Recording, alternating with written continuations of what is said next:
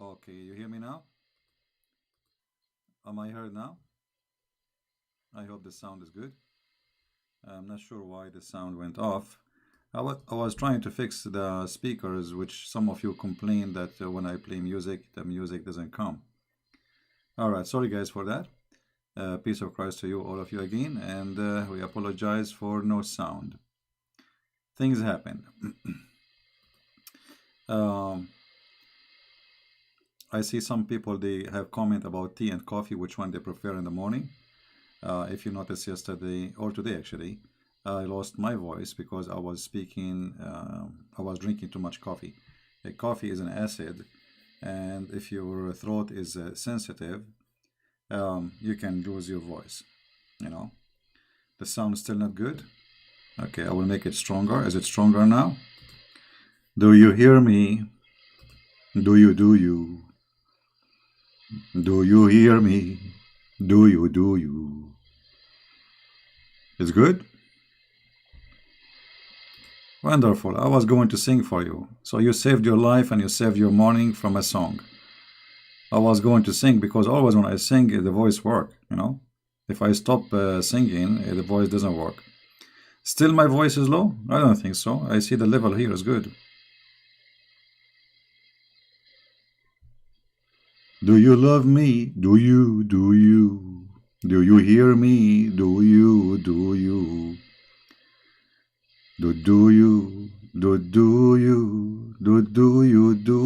Do? Yes, we do.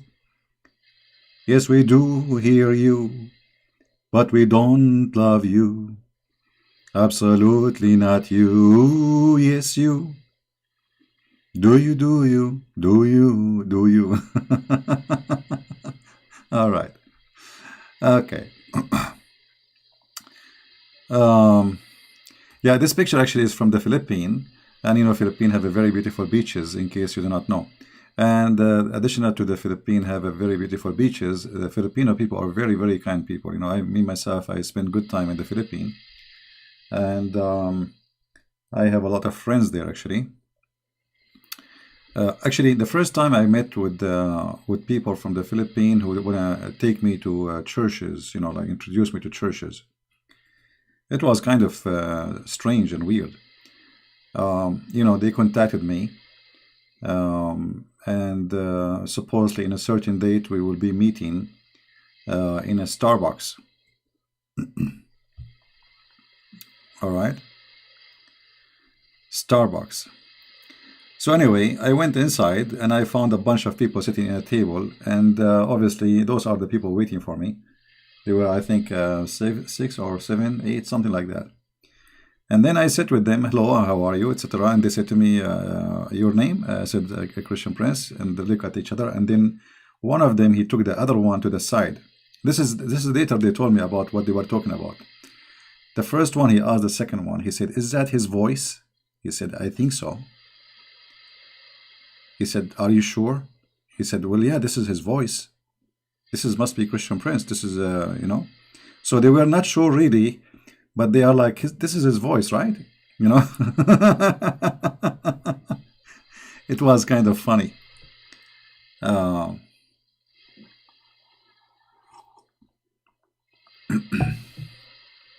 your wife is a Filipina? Okay, good for you. Actually, I met there very wonderful people. Um, one of the people I met in that day, actually, in the same day, um, if you are a Filipino, you will know him for sure. Uh, this person.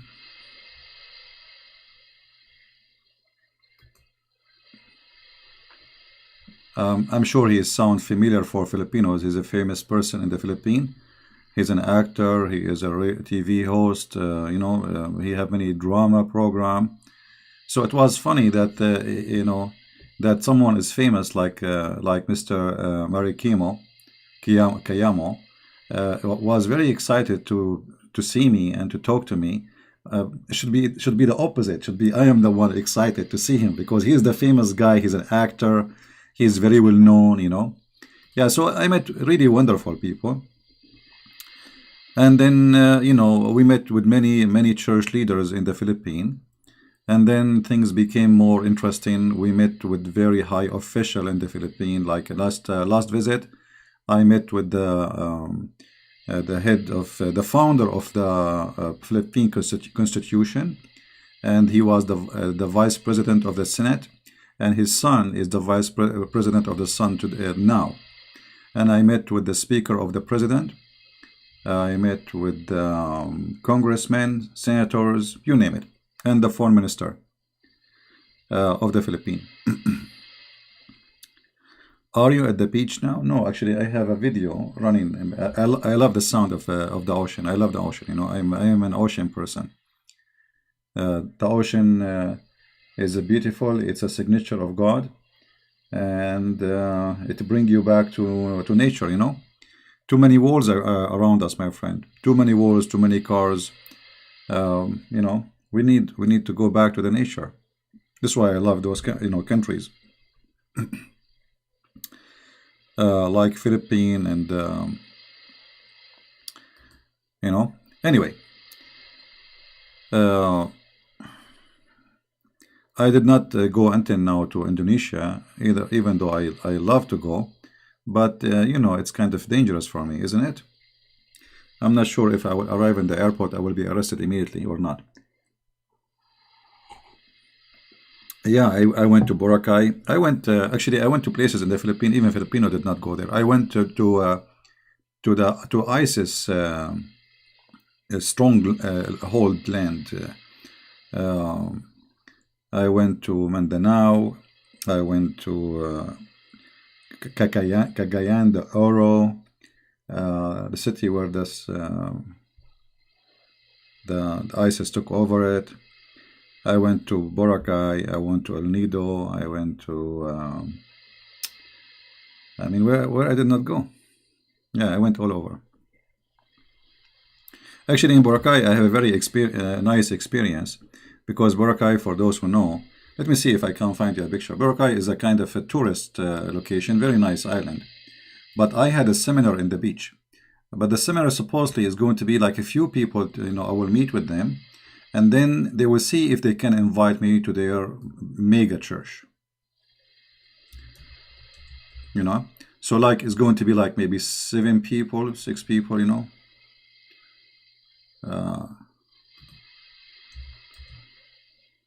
Let us see if we can find you a picture of Boracay. Yeah, this is a kind of you will get the image. Actually, the video I play for you here is from Boracay. Here we go. Let me be sure. Is that in Boracay already? No, this one. I think this one is not. I think, yeah. I think this one was in Boracay. I'm not really sure, to be honest with you. But anyway, this is Boracay.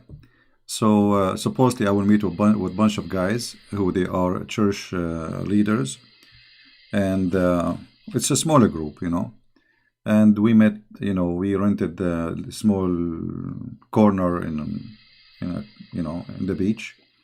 It's like coffee shop in the morning, and supposedly they will listen to me and they will decide what to do next. So we started, I think, 5 or 6, and then they start texting friends who they are coming. It's like a church coming to Boracay. It's like a tourist activity, church activity. So they start texting, and then the 7 they became 10, and the 10 became 12, 13, 14, 15, 16, and the coffee shop keep adding chairs, to the point they said we don't have no more chairs, So it was very interesting, and then they invited me to more churches, which is very nice. Yeah. There's no really topic. We are just having some nice talk with the people from Indonesia, Philippines, India, all Asia, as for sure people who they are awake in USA, because people who they are in Europe, they are in sleep right now. And I hope one day I will be able to go to Indonesia. But God knows how we can make it. The noise in the background is an ocean. Is it annoying? Is it bothering you? This is an ocean. Hey Pinoy, how are you?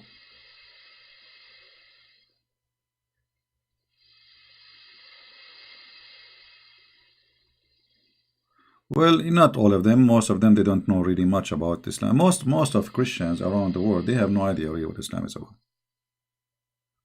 You know, I remember in the Philippines, they told me there is a school principal, and he is a principal of a Christian school. They told me that this guy is he always defend Islam. He is a principal of Christian school. You know, so he think Islam is really not what people say. So they invited him to my seminar, and we agree that, because I don't know him. I mean, how I will know that this is the guy? There's hundreds of people. So we agreed that when this guy he came, when he show up, one of our friends, he will walk behind him in his chair, and he will put his two hands on his shoulders, like something like this, to tell me that this is the guy, because I wanted to have a conversation with him in purpose. Anyway, but things that work without me asking him. He started putting his hand up, start asking questions, and then he says to me, "So this is really Islam?" I said, "As you see, everything I'm showing you here is from the reference." He said, "But this is not what they say to us. This is not what they told me." He told me I saw videos about science, about Islam, is merciful, treating Christian nicely. I said, "Well, this is what they say to you. This is what they do in the bazaar. When somebody want to sell you something, you go to a car dealer. He will make you. He want you to buy the car. He will not tell you that this car is going to break down, right?" So anyway, this person, he was very much defending Islam, and he thinks Islam is a great religion. And he's like a left liberal who think anyone speak about Islam is a phobia person. He have a phobia. You have a problem. Anyway, he attended my first seminar, and then my second seminar, and then my third seminar. And then he says, he told me,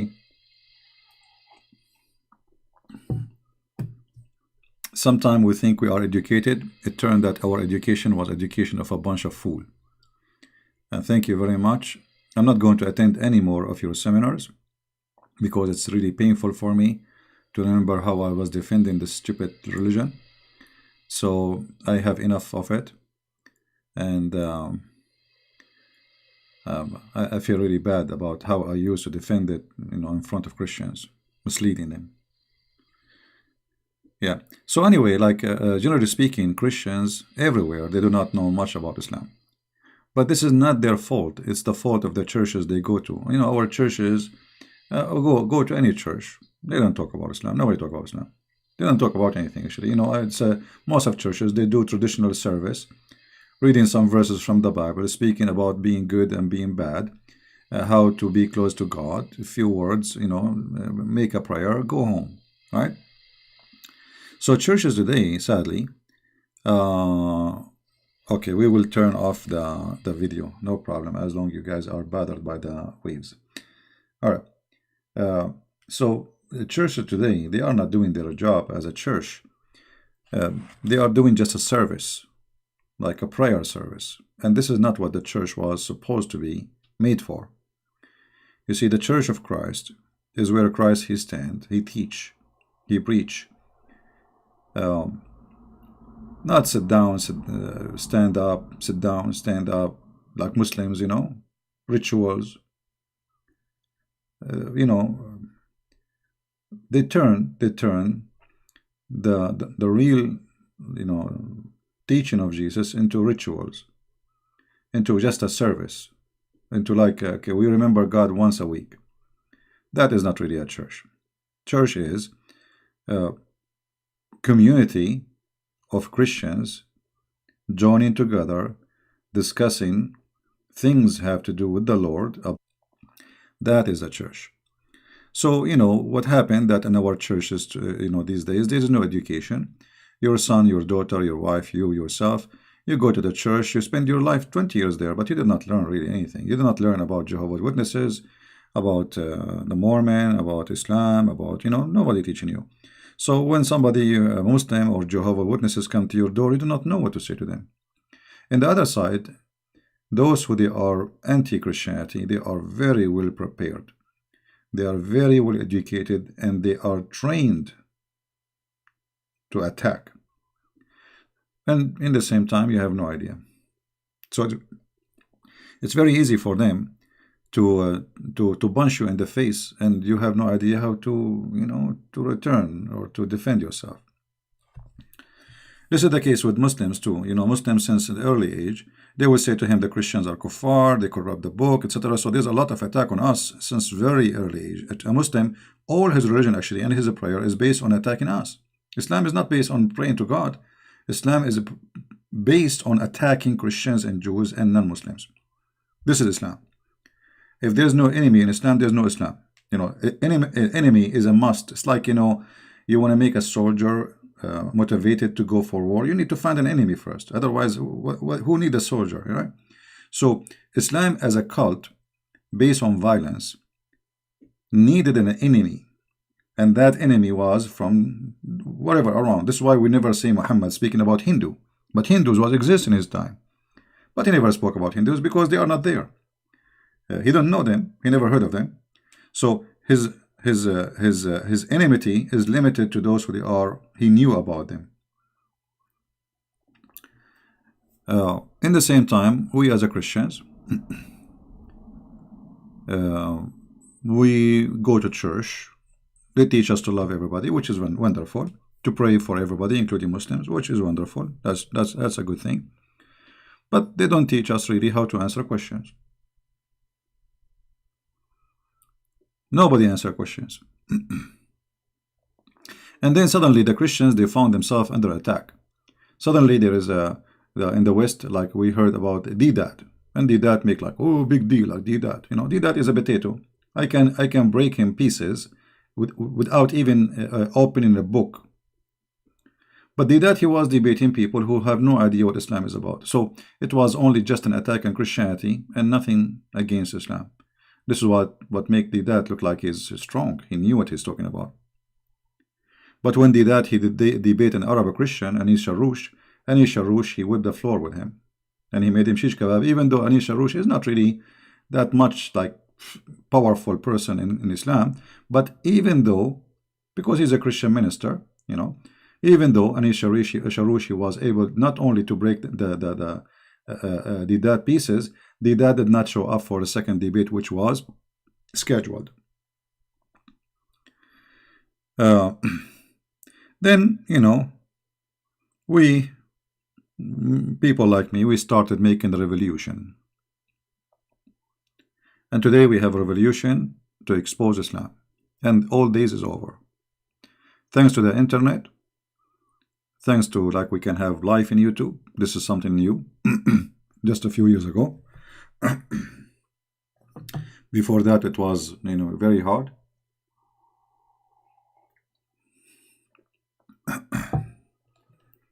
I remember in order to make a video, I used to hold a camcorder in my hand. If you go and see, there's a video. It's called Christian Prince Videos and Iranian TV. There's a organization called Minimar. They collect videos from satellite and they translate them specifically about Islam. So suddenly one day somebody sent me, said, do you know that your video appear in the Iranian TV? I said, where? So they sent me the video, and if you look at that video, you will see I was recording the screen by using a camcorder.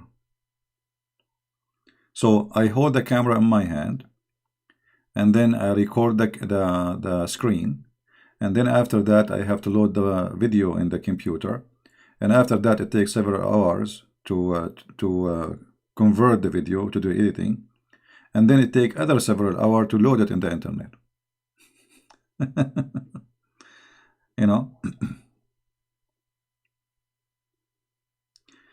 What's your point of view? Should our government return Indonesian citizens who support ISIS in Syria? Well, your government, they should know that getting those people back will establish an ISIS in Indonesia. But I believe the question is how those people were able to go all the way to Syria unless ISIS already are there in Indonesia. You see, in order to have a young man to go and fight in Syria, you need somebody who recruit them, which means already ISIS is very well established in Indonesia. So they take them or not, ISIS is there. You know what I mean?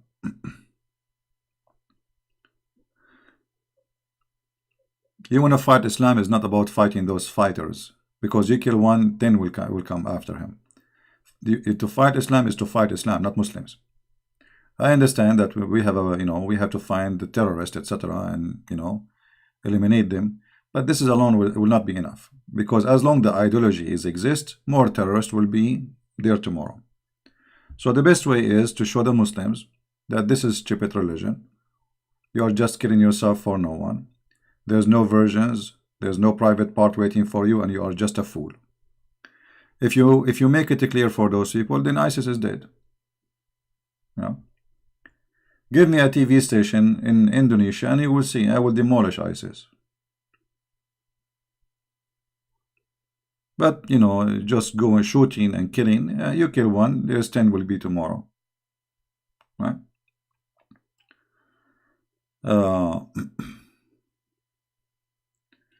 Anyway, always intelligence is needed in any kind of warfare, and if you are just a person who depends on your muscles, you will be end as a fool.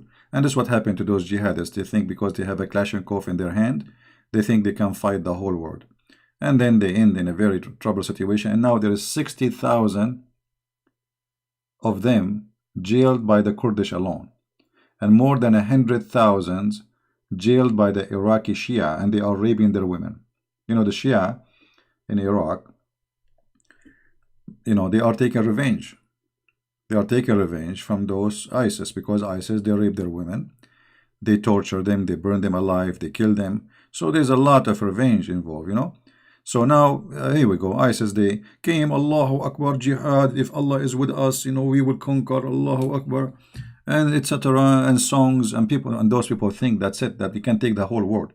Soon, Allahu Akbar, we will be in Rome, and soon we will be in Tel Aviv, and soon we will be in the White House. And they end in the toilet room, in the bathroom. So my fear is not really ISIS. ISIS is always exist. ISIS is just Islamic State. That's ISIS. It's an idea. It's a dream of every Muslim who believes in Islam to establish a state, and this state is to conquer. Islam is a government. Islam never was a religion. Islam is a government, and based on gang system, supremacist. The Arab are the supremacist. They will take over. And the rest, who they are Muslims, is just to serve the Arab. If you notice, who is the head of the Islamic State? Al-Baghdadi. Okay, where is Al-Baghdadi from? He is an Arab. Who is the head of Al-Qaeda? Osama bin Laden. Where is Osama bin Laden from? He is an Arab. But the guy was in Afghanistan. Shouldn't the head be an Afghani? No, an Arab. Because this is an Arab cult made by the Arab for the Arab, and the rest is just to serve the Arab. You go to Indonesia right now, you will see someone who is an Indonesian. He carry an Arab name. He is saying Arabic word even though he do not know what they mean. Like, I don't know if you remember, in Pakistan they send an ambassador to Saudi Arabia, and the Saudi government, they refused him. Why they refused him?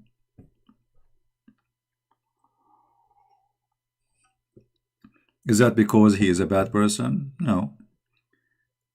He's ugly? No. His name. Those Arab control the Islamic culture. Islam is an Arab culture. Islam doesn't, when you say you're a Muslim, you are controlled by the Arab immediately. So the guy, his name is, I'm not going to say the word in Arabic, is the biggest penis. This is his name in Arabic. So they told the Pakistani, how we are going to say that the king is shaking hand with the biggest penis? So those Muslims, they start using names, Arabic names. They do not know what they mean,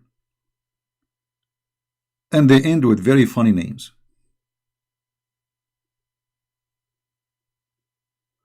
You can search it right away. Pakistani ambassador rejected by Saudi Arabia because of his name. What his name mean? You will see it. You know.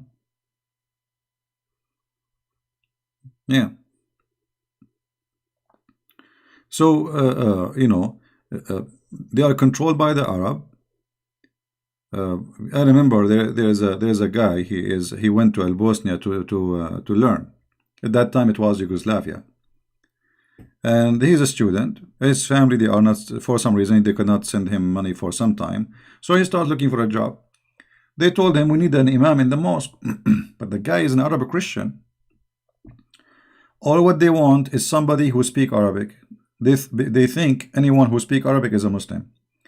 The guy, he could not find a job, so he accepted to be the imam for the Muslims in the mosque in Bosnia. He go inside the mosque, he say hummus falafel, Allahu Akbar, Alhamdulillah, etc. And those people, Ameen, Ameen, that's it, and he got his sari.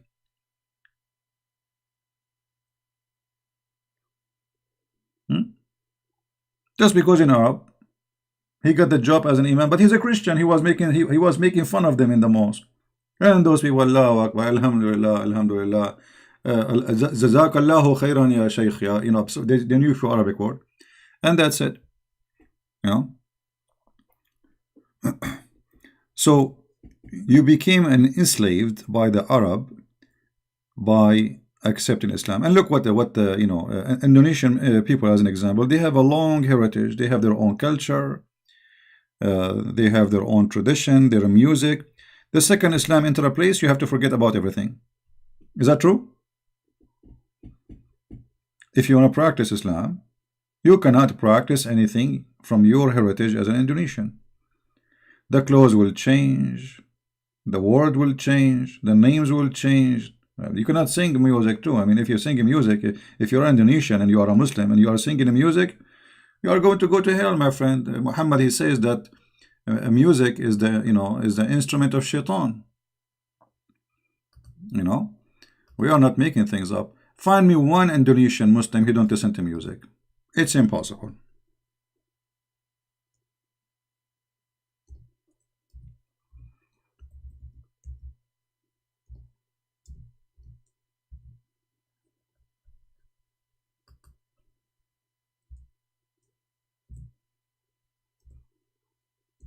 Right?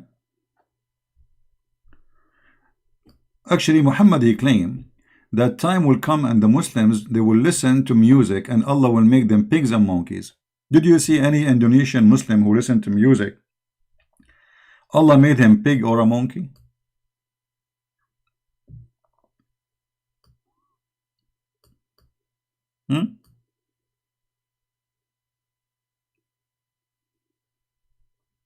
Do you see it?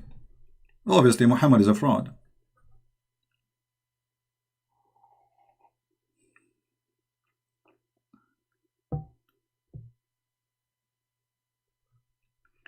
Some agree for humanity. I mean, there's nothing is called for humanity. Those people, they deserve execution by law.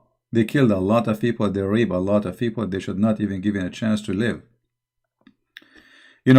How in the world, if somebody kills somebody, you execute him. But a criminal who killed hundreds of people or maybe thousands, you let him go back home? That is stupid, my friend. That is stupid. The whole world became hypocrite. They don't know what they need to do.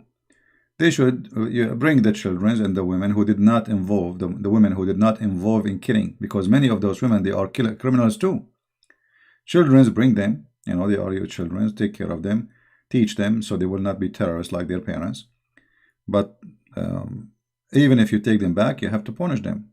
The one who killed people, he should be killed, and this is the penalty. This is the justice. The one who did not do anything, put him maybe in jail for some time, educate him, teach him, maybe you can help him.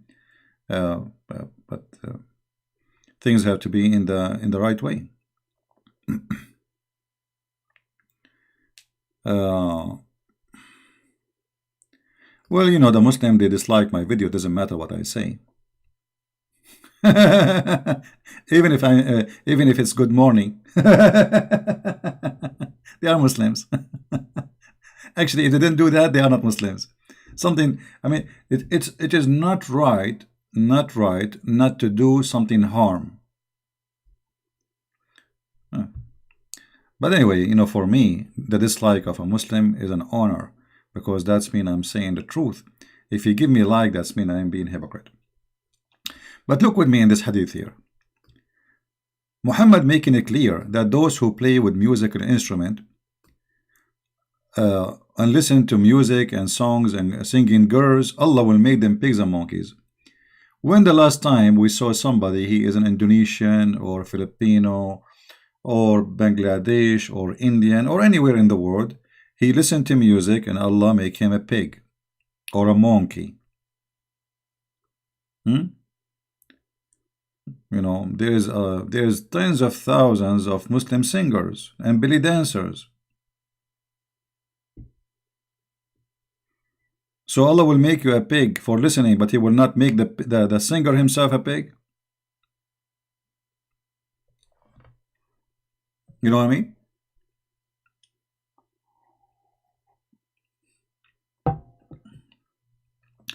This is a religion from the cave time. Muhammad, he used those things just to control people, to make them do nothing. The only joy you have in Islam is sex, food. That's it. You know, when I was a kid, the Muslim, they have their Eid, right? Eid, their holiday. I mean, I look at this holiday. What this holiday is about? There's nothing. In the best scenario, they will take the kid to the park where he can play with the swing. That's it. The whole holiday is food. Nobody see you, you see nobody. Only family, they gather together, they eat like elephants, and then they snore, and that's it. And this is the holiday.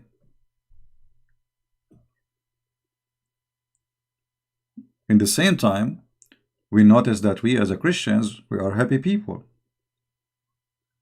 Because, you know, religion either can take you to the cave time and make you like a concrete idiot, or make you a person who enjoy and you learn how to make happiness, bring happiness to your life. If you go right now in the Middle East, you will find that every Muslim house have a Christmas tree. Because they want happiness. They are people like us. They have emotion, they have feeling. Islam bring no happiness. Islam is just a stupid cult. You know, do this and then you will go to heaven, right?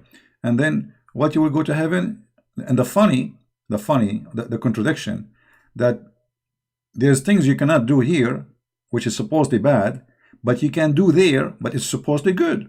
As an example, it is bad to listen to music here. It is bad to drink wine here, but in there you will do nothing except drinking wine and having sex.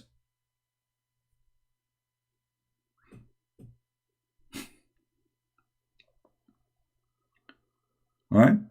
And the hypocrite Muhammad, he used to have singing girls in his house, singing for him. The caliphate of the Muslims, they have thousands of belly dancers.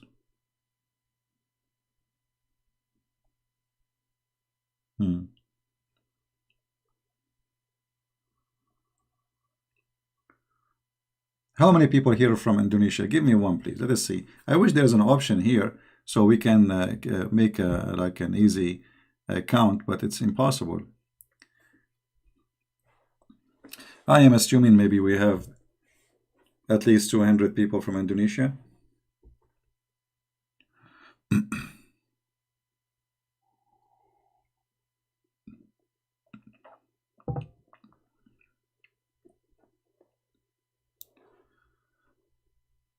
Okay.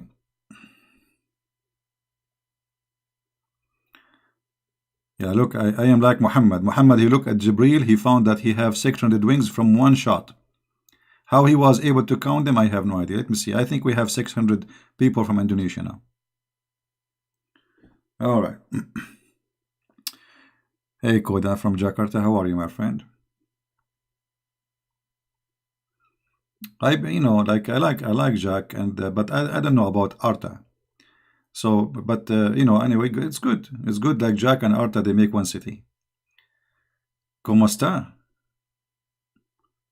From Iloilo city in the Philippines. Yeah. How are you, Carlo, from Iloilo? Yeah, in the Philippines, there's nice names actually, which is like Iloilo.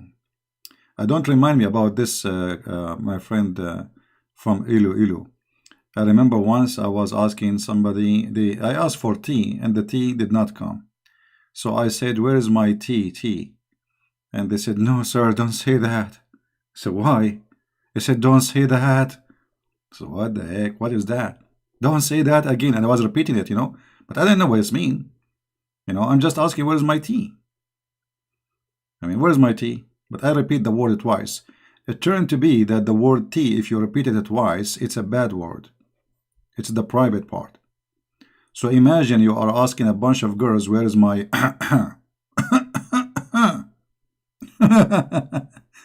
This is why, speaking in a country, in different language, you have to be careful. You might think you are saying nothing, but for them it might be a big deal. Yeah, I was asking for my tea, so I would say, where's my tea? And then I repeat the word twice because I was upset. I'm waiting for it, I said, no, sir, don't say that. I said, what? Say what? Don't say that, sir. Didn't say that. And they are laughing and they put their head down. And I said to myself, what's wrong with those people? I'm just asking about my tea, man.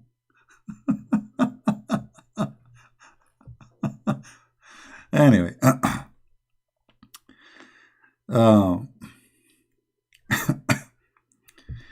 Yeah, in languages, things can be confused. Actually, once I have a friend from the old days when you used to have a VCR, VCR video. So I found videos in the libraries in Arabic. It's an Egyptian movie. The American guy, he's from the church. He came to my place and he visited me. He said, "So what is this?" I said, those are Egyptian movie, but if you want, you can take them. They have subtitle in English." I said, "Okay." He said, "There's nothing wrong there." He said, "Absolutely, I will not let something, So anyway, he took the videos, and then he called me. He said, "You told me nothing wrong there." I said, "Yeah, nothing wrong." He said, "Do you know what they were calling one of the people? They keep saying the word the PUS, why?" I said, I said, "This is the name of the actor." This is a very well-known word in Egypt. Actually, there's a very famous actor. This is her name. So when you hear it, you think they are using the, yeah. So like different language can be really mean something else. You have one question. Samar Ibrahim. How are you, Samar? What is your question? Give me your question, Samar.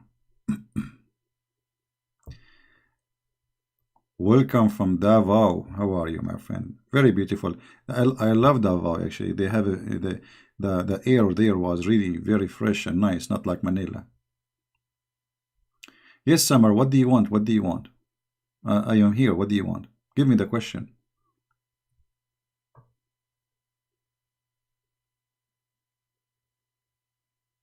What verse from the Quran ISIS was learning from? All the Quran. This is the manual of ISIS. Verse. What verse? My friend, you're funny. A verse will make ISIS ISIS. The whole Quran is ISIS. Muhammad is the first ISIS member.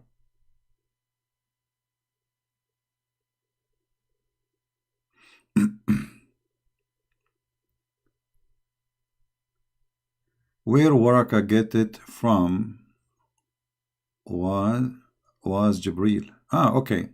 Yeah, Samar, she is asking question here. I assume that this is a lady, because this is an Arabic name for a female.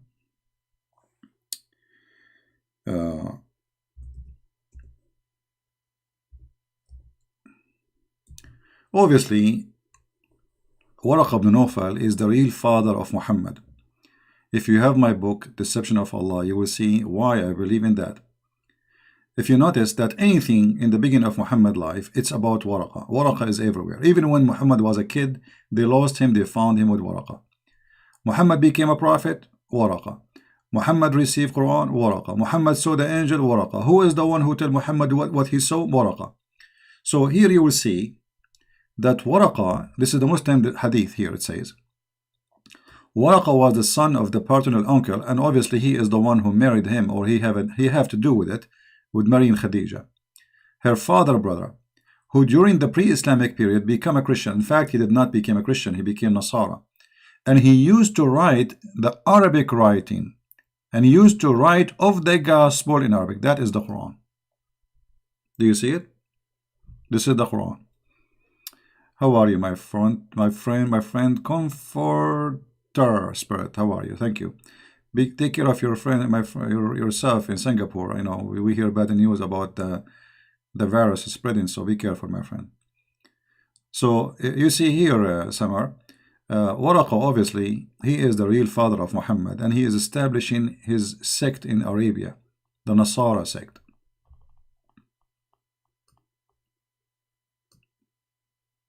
And, you know, the things between Muhammad and Waraqa was so powerful to the point, when Waraqa he died, Muhammad he tried to commit suicide. The same hadith here you will see, this is Sahih al-Bukhari, hadith number 6982. It says that when Waraqa he died, the inspiration divine was also post. Why Allah will stop sending Quran? Because of Waraqa he died. You see how obvious it is? So Waraqa died, no more Quran. And Muhammad became so sad. Why he became so sad? Because Waraqa was his real father, and at the same time there's no more Quran. He became so sad, and we have heard that he intended several times to throw himself from the top of the high mountains, and every time he went up to the top of the mountain in order to throw himself down, Jibreel would appear before him and say, "Oh Muhammad, you are indeed the messenger of Allah." So what is the reason Muhammad trying to commit suicide? Because he don't believe he is a messenger of Allah. The message is so clear. So Waraqa was writing the Quran, and that is the gospel in Arabic. There is a very famous writer. He is a Christian minister. He's from Syria. His name, I believe, Durra al-Haddad. He wrote a book. I believe the name is Al-Islam Da'wa Nasraniya.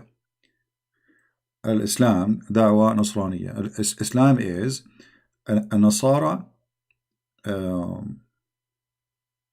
let us say, invitation, or let us say establishment. Very interesting book. You should read it, maybe, if you speak Arabic.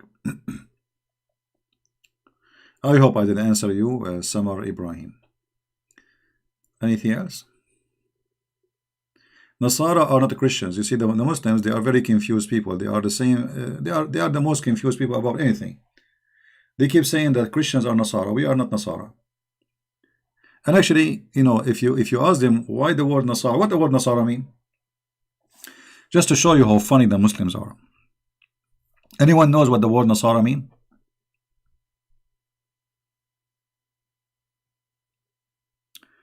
Anyone who vote for Donald Trump, he cannot be a real Christian. Saudi Arabia commit a horrific genocide in Yemen, and Donald Trump supplying the Saudi with English weapons worth in 100 billion. Mr. Jack Janson, I think you are the idiot of the village, and I will tell you why. Saudi Arabia is fighting Al-Houthi, and Al-Houthi, he keeps shouting death to America. So if I am Donald Trump, not only I will sell them weapon for 130 billions, I will sell them as much as they want. You are stupid and you are an idiot. Those Al-Houthi in Yemen, each time they shoot at anything, even if it's a rock, they say death to America, death to Israel. So why he will not help the Saudi? Those people, they wish death to others. So why you are being very friendly? I mean, they are people of death. You seek death, you die. So the criminals are fighting each other. So it's for the benefit of USA to let the criminal Saudi fight the criminal Yemeni. And you watch. And you are a donkey. Go watch any video. Death to America, death to Israel. Even he is shooting at a Muslim. The Yemeni fighters, they are shooting at a Muslim, an Arab like them, and yet they are saying death to America. It's like, you know, saying shooting at the duck and saying death to the lion. The pagan is you, black stone kisser. Get out of here. Shia. Anyone who do vote for Donald Trump is a terrorist. I mean, the most funny, stupid belief is the Houthi, those Shia. They are shooting at Muslims and they are shouting, death to America, death to Israel. I mean, you are killing a Muslim. He's killing a Muslim like him. And then they shout, death to America. But you idiot, you are not shooting at the American, you are shooting at a Muslim. Death to America, Allahu Akbar.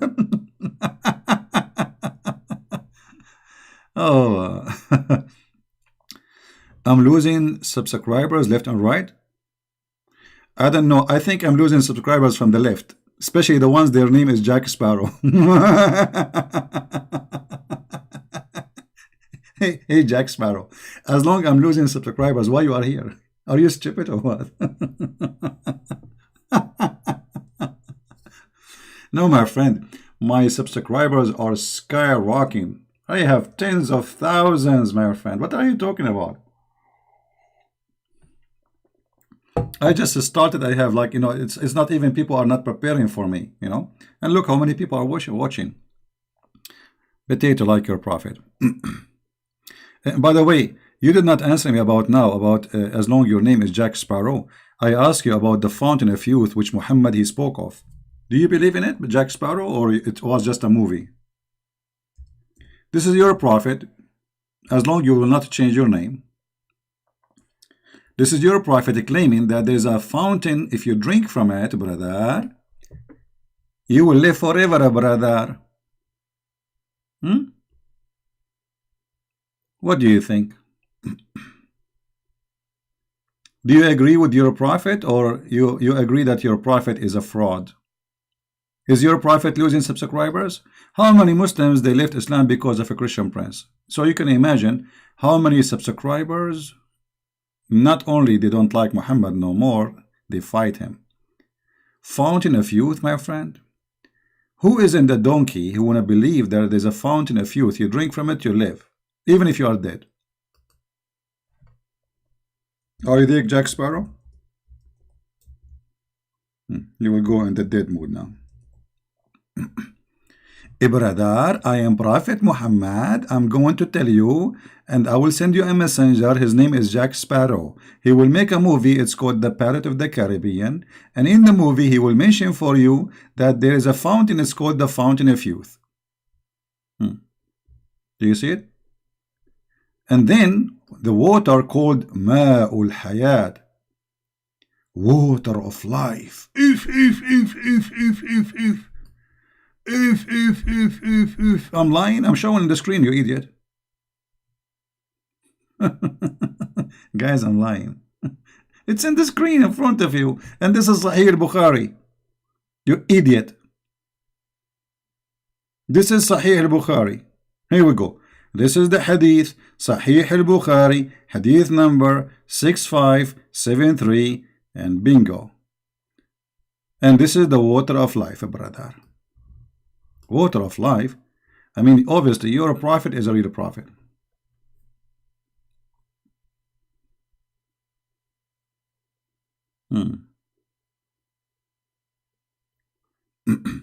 This is alone is enough to prove that Muhammad is a fraud.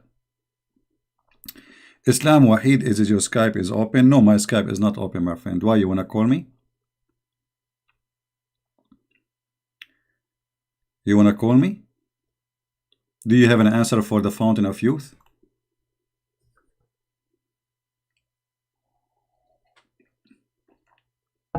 Who is a Muslim? He can tell us why Muhammad he come with such a lie.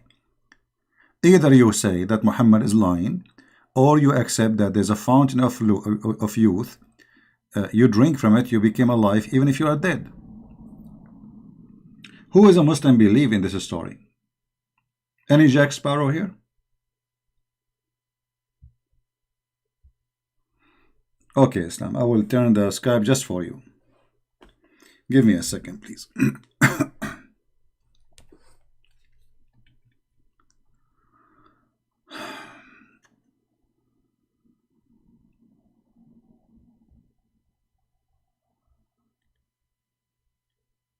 All right.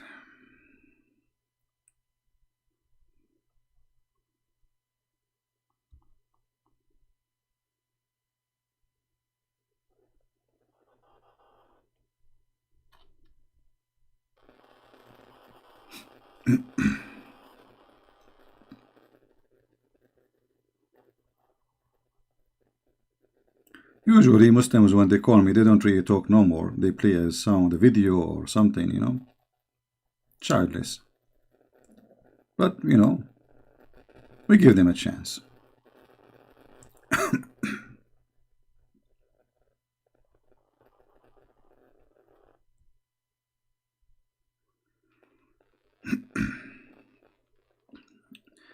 All right, Mr. Islam, the Skype is open. Text me, please. Text me and I will call you back.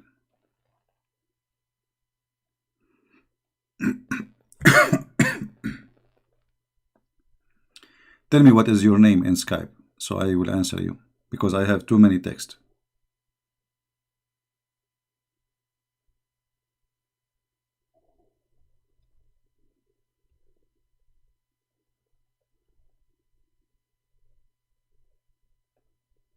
All right.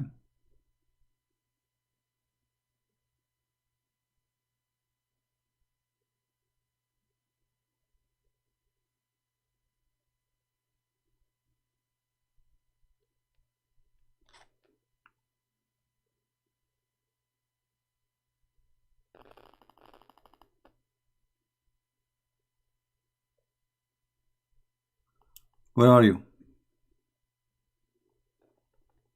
What if you cannot find me? This is your business. I mean, what I can do? I will go and search for you.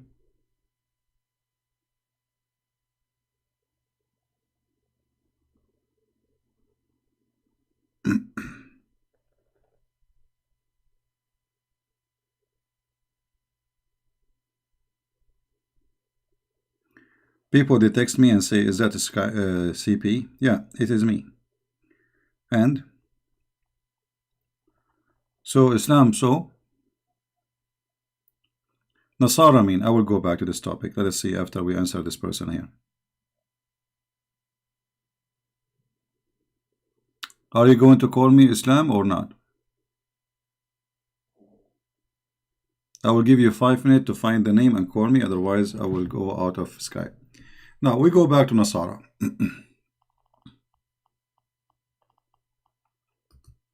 My friend, all people, they can find me and they can call me. What make it public? Just add Debate TV and call me. Make it public. And this is not you.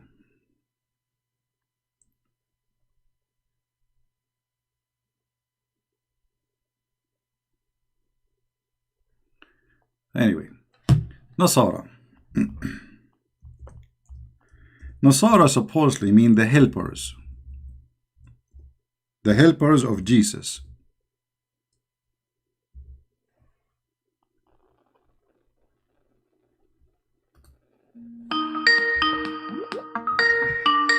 Let us see, we have somebody. Hello? Hello? Yes? Hi. Hello, you are live on air. Who is talking? Hello? You are live on air. Mute YouTube, please. Okay. Doesn't the Bible talk about water? Yeah, the Bible talk about water, so then why are you making fun of Islam? the Bible says there is a water, if you drink from it, you will become youth and you will live forever. Yes. Where it says that? The fountain of life. Where is that? in the Bible. Where? Jesus talks about it. Where? Show me the verse. YouTube, please. Jesus talks about it. My friend, don't tell me Jesus talk about it. Just tell me where. I am ignorant. I want to learn from you. Where in the Bible it says there is a fountain of water, you drink from it, you became young, and you live forever?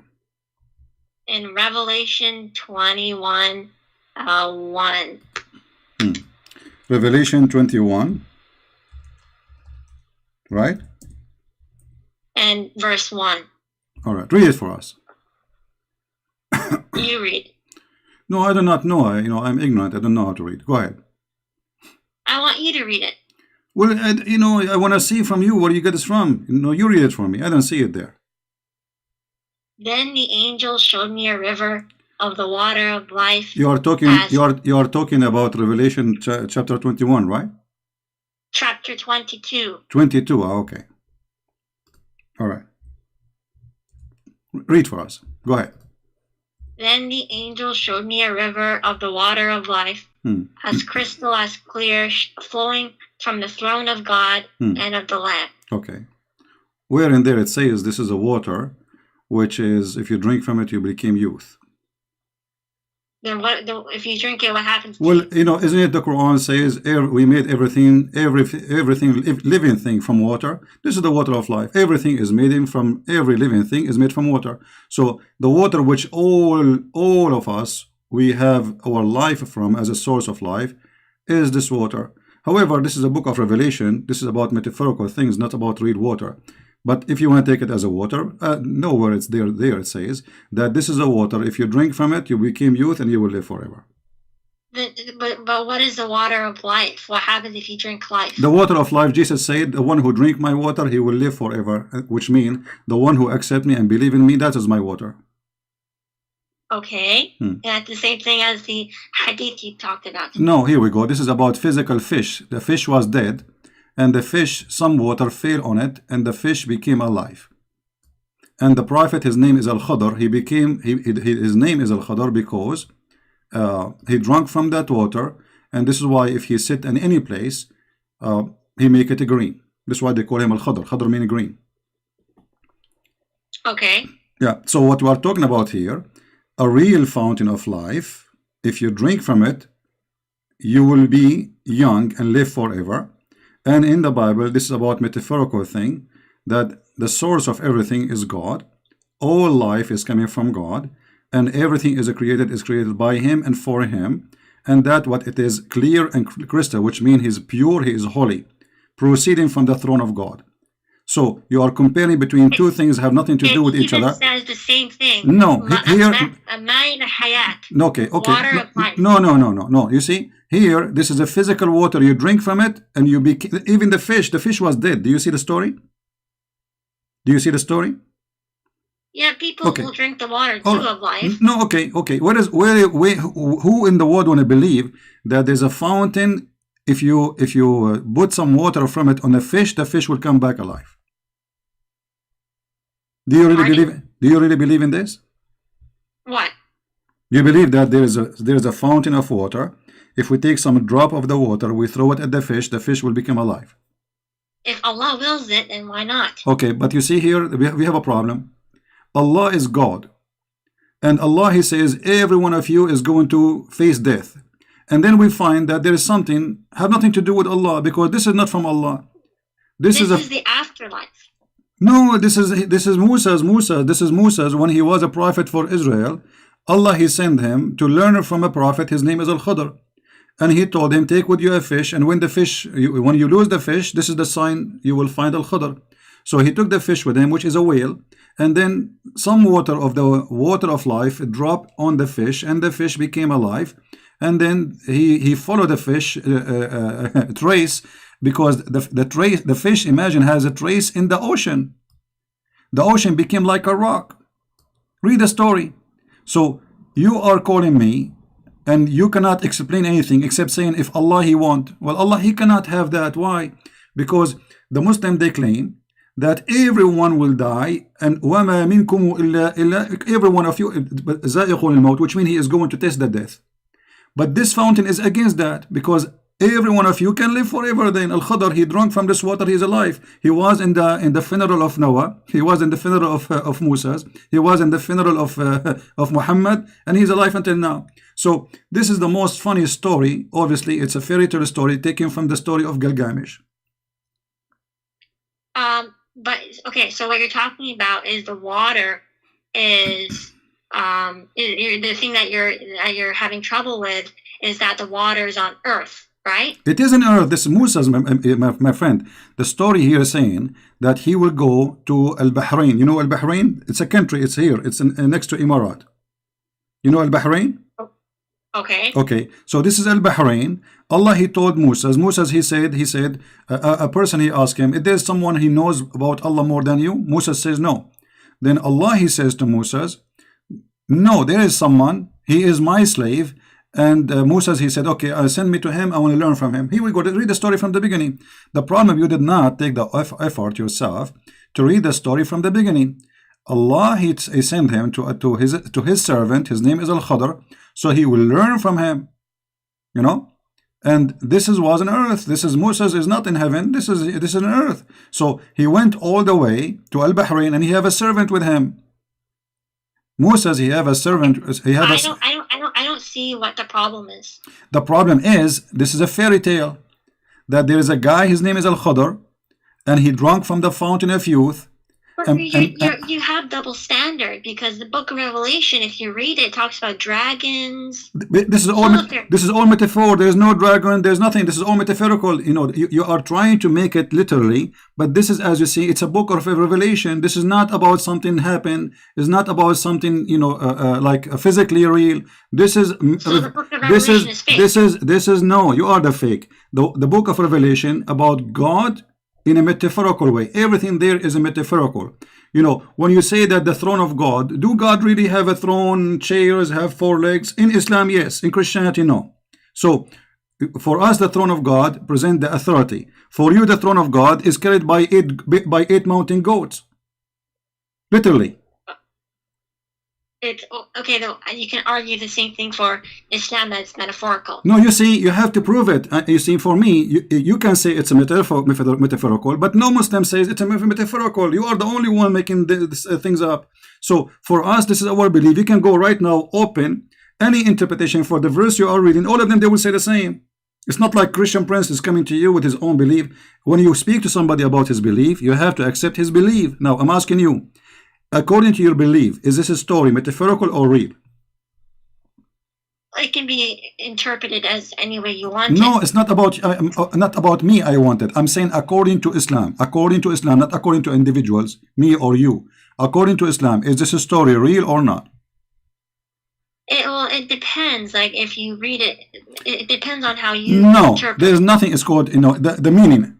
When we ask a Muslim, Sheikh, is he going to say this is a real story happened or this is metaphorical? He will say it's real story and it happened. Not a single Muslim sheikh, he will say to you that this is not true. Okay, but do you like have a stronger argument? What do you mean? Like this argument isn't strong. Okay, what do you want? Okay, choose a topic and we will go there for you. Just because I like talking to you. Actually, you sound like a nice lady, and you know, we can have a good conversation. Choose for me a topic which is a strong argument for you to prove to me Islam is true. You see, I'm not going to pick up my cherries against Islam. I want you to find me the most powerful thing for you as a Muslim you can convince a Christian with. What is that? Are you there? Look like we lost her. Hello? No, we did not lose her. What happened? Call me back, please, because I cannot see your name. Hello? Hello? Yes. Did you hear me what I said? No, sorry. Okay, I was saying I'm not going to pick up my cherries against Islam because, you know, I can say something negative, I can choose something negative. I don't want to do that. I want you, by your help, to show me something very positive, very good about Islam to convert all those Christians who are listening to Islam. Choose your best So, and leave the so rest for we me. believe in one God. You believe in one God. Yes. So this is the best argument you have? Of course. Okay. Well, there is a church. It's in there's a church in San Francisco. It's called the Church of Satan. They worship one God. His name is Satan. Secondly, Okay, but that's not God. okay, how we know that Allah is God then? What is the proof that Allah is God? The Quran is a linguistic miracle. The Quran is full of mistakes, my friend. The Quran, how this Quran can be linguistic miracle if you don't even speak Arabic? Do you speak Arabic? I don't, but I heard Okay, Islamic Muslim scholars all right. talking about how. Okay, look what the Arab they said about the Quran. The Arab were laughing at the Quran in the time of Muhammad. Is that true, or I'm making things up? They may have. Okay, so how it is a miracle, but yet the Arab are making fun of it? Because people try to deny God and try to make fun of him. But you just said that the Quran is a miracle. How they can deny a miracle like this? Look what they said in chapter 8, verse number 31. And when our okay, hold on. Miracles, they called him no problem. satanic. No problem. Hold on. When our verses, the Quran, are recited to them, they say, "We have heard this Quran. You know, we have heard it. If we wish, we can say the like it. It is nothing but it is nothing. Hold on. It is nothing but the fairy tales of the ancient. Why they are saying this is the fairy tale of the ancient? But they didn't produce anything like it. Okay, I will go with you guys. They did not produce anything like it. Well, Muhammad himself, he copied from the Arab Quran. And you know what? I'm not going to use source from the infidels. I will use Islamic source to prove my point. Is that okay for you? Okay. All right. Okay. So if Muhammad he took from the Arab Quran, that means Muhammad is a fake prophet. Here we go. Okay. This is your prophet. This is Sahih Bukhari, very Sahih. It says that Umar said, the Caliphate, I agreed with Allah in three things, or said, my Lord agreed with me in three things. I said, O Allah, the messenger, what that you took the station of Abraham as a place of a prayer. And also I said, O Allah, messenger, God and bad presence visit you. Would you that you order the mothers of the believers to cover themselves with veil? So the divine verses hijab came, and then read carefully. And then he continues saying, the divine verses about hijab revealed. I came to know the prophet and had blamed some of his wives. So I entered upon them and I said, would you either stop troubling the prophet or else Allah will give his apostle better wife than you? And when I came to one of his wives, she said to me, O Umar, does Allah messenger have not what you could advise his wife that you advise him? And then you will see the verses came as I said. The verses came to Umar as he said to Muhammad. So Muhammad, he say a verse. The verse is taken from Umar word by word. Why Allah is taking Umar words, making it Quran? I thought nobody can make Quran like the Quran of Allah. So basically in the Quran, doesn't it say that Allah, he uses us as vessels, like uses our hands? Okay, hold on. But you are the one who said to me, produce like it if you can. So if Allah, okay. So look at the contradiction here. Allah, he hear Umar. Umar, he make Quran. Allah, he take Umar words and he make it Quran, but yet nobody can make Quran like Allah. So who is the one who made the Quran? Allah didn't make it. Allah gave it to him. No, it says my Lord agree with me. Umar, he said it. Why Umar is a prophet? I don't know. He's not. Okay, so there's no way Allah he gave it to him. You are making things up now. Be careful. The Muslims are watching and listening. So you cannot say Allah gave it to him because that will make him a prophet. This is what the prophet is about. So Allah did not reveal the Quran to Umar. He revealed it to Muhammad. Do you agree or not? Yes. Okay. So Umar, how he received the Quran before Allah? Read carefully. It says, so the verses came the same as I have said, which mean word by word. And this is so before Umar said it, it was not the word of God, but once Allah agreed with it, then it became the word of God. Amazing. Thank you very much, guys. When Umar said it, it was not the word of God. But when Allah, he said the word of Umar became the word of God. But you just said nobody can make Quran like it. And so Allah, he is copying from Umar Quran, making it Quran. So Umar is the one who... Hold on. Allah said it, it's not the same. No problem. No, it's the same. So if I say shish kebab, hummus, falafel, and then because I am just a Christian prince, and then Allah, he say after me, hashish, hummus, falafel, that will make it Quran, and my word is not Quran. That's funny. Well, if Allah says it, then it's not the same as a human saying it. It doesn't matter. First of all, Allah never said anything, because according to your Quran, according to your religion, Muhammad, he never heard the voice of Allah. He received it from a man. He claimed to be Muhammad. He claimed it's Jibreel. He came to him as a man. So he heard it from a man. A man, he said. The man, he said. The man, he said. And all of this was coming from Umar. So Umar is the one who made the Quran. Allah, he take the Quran of Umar, and you are saying, before, when Umar, he made those verse, it's not Quran yet, but it's the same words, word by word. So when you say nobody can make Quran like the Quran of Allah, it's a joke. So you're just saying that if Allah says something, it's not going to be unique. Well, you are saying that because this is your hadith, not my book, lady. It's your book saying that those verses came the same as I have said, which means obviously Muhammad, he heard Umar saying those words. Muhammad, he like it. He produced it as it is. He make it Quran. But then if this hadith is saying that Umar, he wrote the Quran, then that means this is a fake hadith. Here we go. So that's a good idea, guys. It's a fake hadith. Islam is fake. So if Sahih al-Bukhari, the most authentic book after the Quran, is fake, that's mean we cannot trust anything in Islam. Okay, you know what? I will go with you. I will support you guys. This hadith is fake. What about the Quran?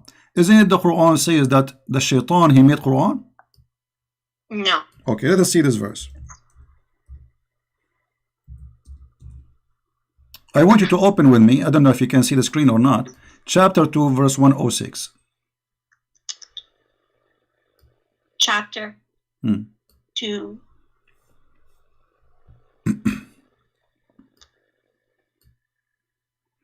Verse 106.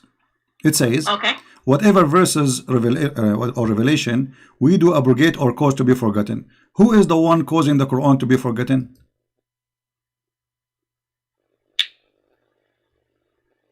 We never nullify a verse nor cause it to be forgotten unless we bring one better than it, okay, or similar to it. Okay, who is the one who caused the verse to be forgotten?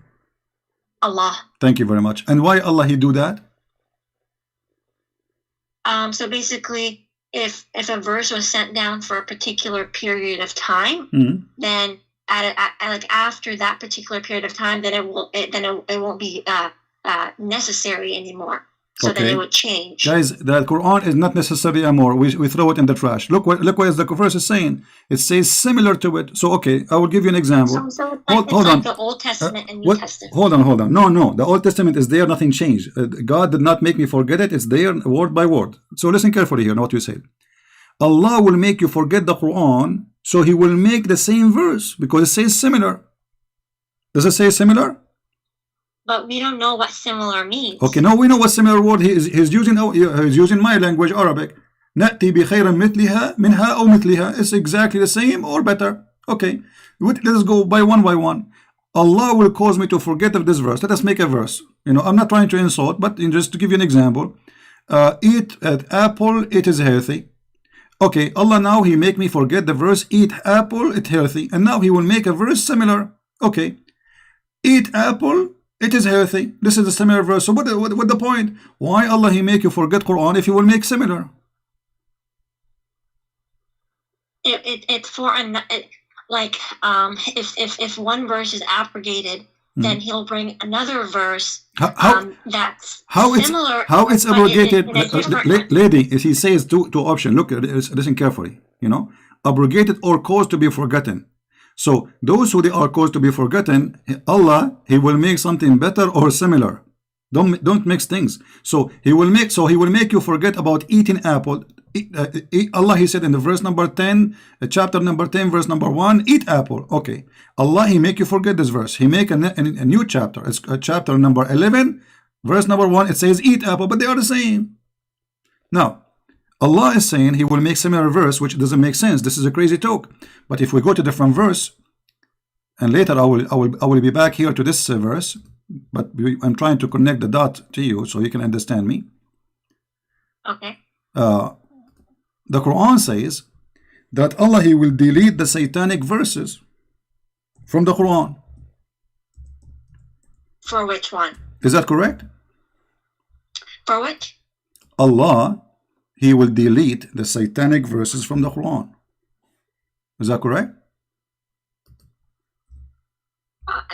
What are you talking about? Satanic verses? Exactly. Well, what are you talking about? Okay, guys, did she say, this lady, satanic verses? Did you say that or me? No, you said that. No, you are the one who said satanic verses, not me.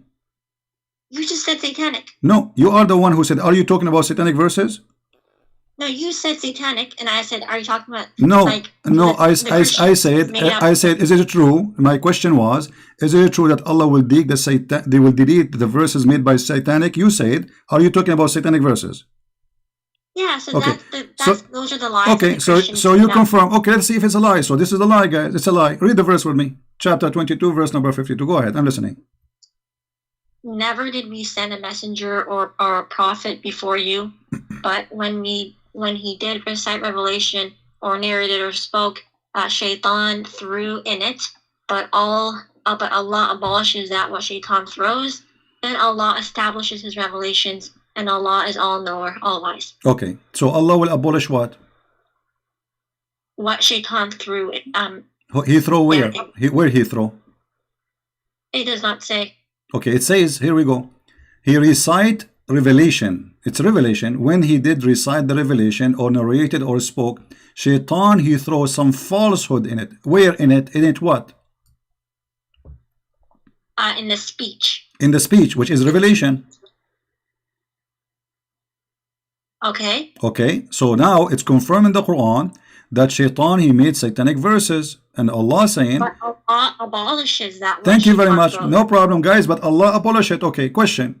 How Muhammad did not notice that this is satanic verses, yet Allah is the one who will abolish it? Look what happened. Your prophet, he was talking. Shaitan, he put words in his mouth. Muhammad, he did not notice that this is not from Allah, which means it was a perfect Quran for him. And then after he speak, he went home. Few days after, Jibreel, he come to his house. He knocked at the door. Habibi Muhammad, what you did, Habibi? He said, what? He said, the verses you say, those are not from Allah. Okay, hold on. The Quran says nobody can make Quran like the Quran of Allah. Who is going to be the judge? Muhammad. Because how we will know if this is from Allah or not? Muhammad is the prophet. Who is better than Muhammad to recognize which Quran, which is not? Muhammad himself. It does not say that Muhammad knew that it was shaitan. It does not say that Muhammad did not know that shaitan threw it. Thank you. No, it says he did not know. I can show you the interpretation. You want to show me the interpretation? Yes. All right, no problem. All right, give me a second, please. You see, here we don't talk from our own because that will not be right. As we said, when we debate Muslims, we debate them about their belief, not what we claim. All right. So we will go to the interpretation of the Quran and we will open it.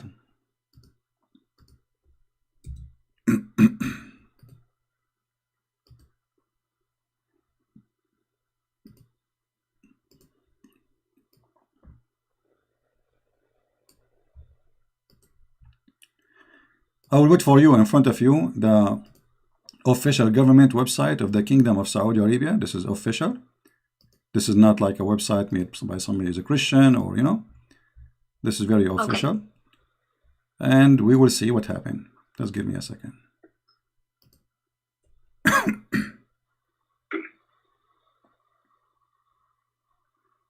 Let us hope that this website will open, will work, because usually sometimes it doesn't work. It take.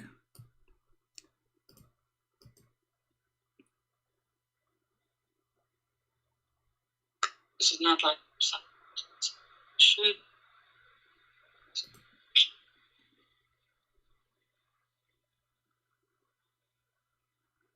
I wish you speak Arabic because I can show you all the interpretation in Arabic and you would die laughing.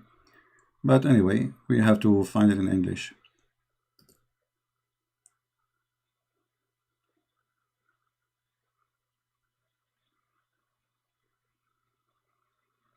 Well, look like the website here is not opening, so I'm going to open it in Arabic temporarily.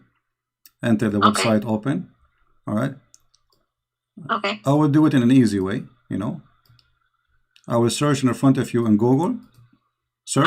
But I No, don't no. think that that's the only interpretation for No, this. no, I will show you any interpretation you like. Anyone, all of them. Actually, here we go. This website have all interpretation in one page.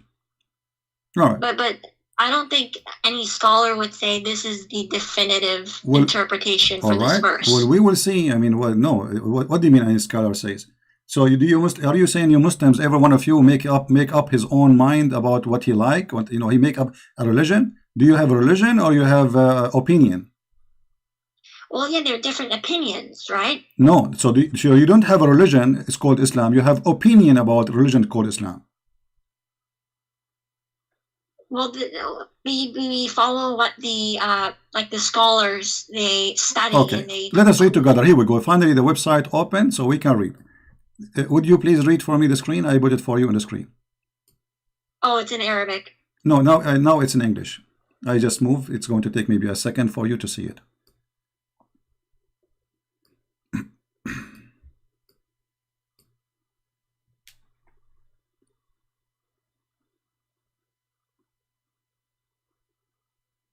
I still can't see it. Okay. Oh, there we go. This is Tafsir al-Jalalain. It says, Okay. yeah. Jibril, let me make it short. You can read. You can take your time. I will post the link for the page in the chat so you can open it from your side. Here it says that Muhammad he recite worshipping the three daughters of Allah, Allat wal Uzza wa Manat, the third. Their intercession is a must. This is what Muhammad said. It says, as a result, Shaitan cast them into his tongue without the Prophet being aware of the following words.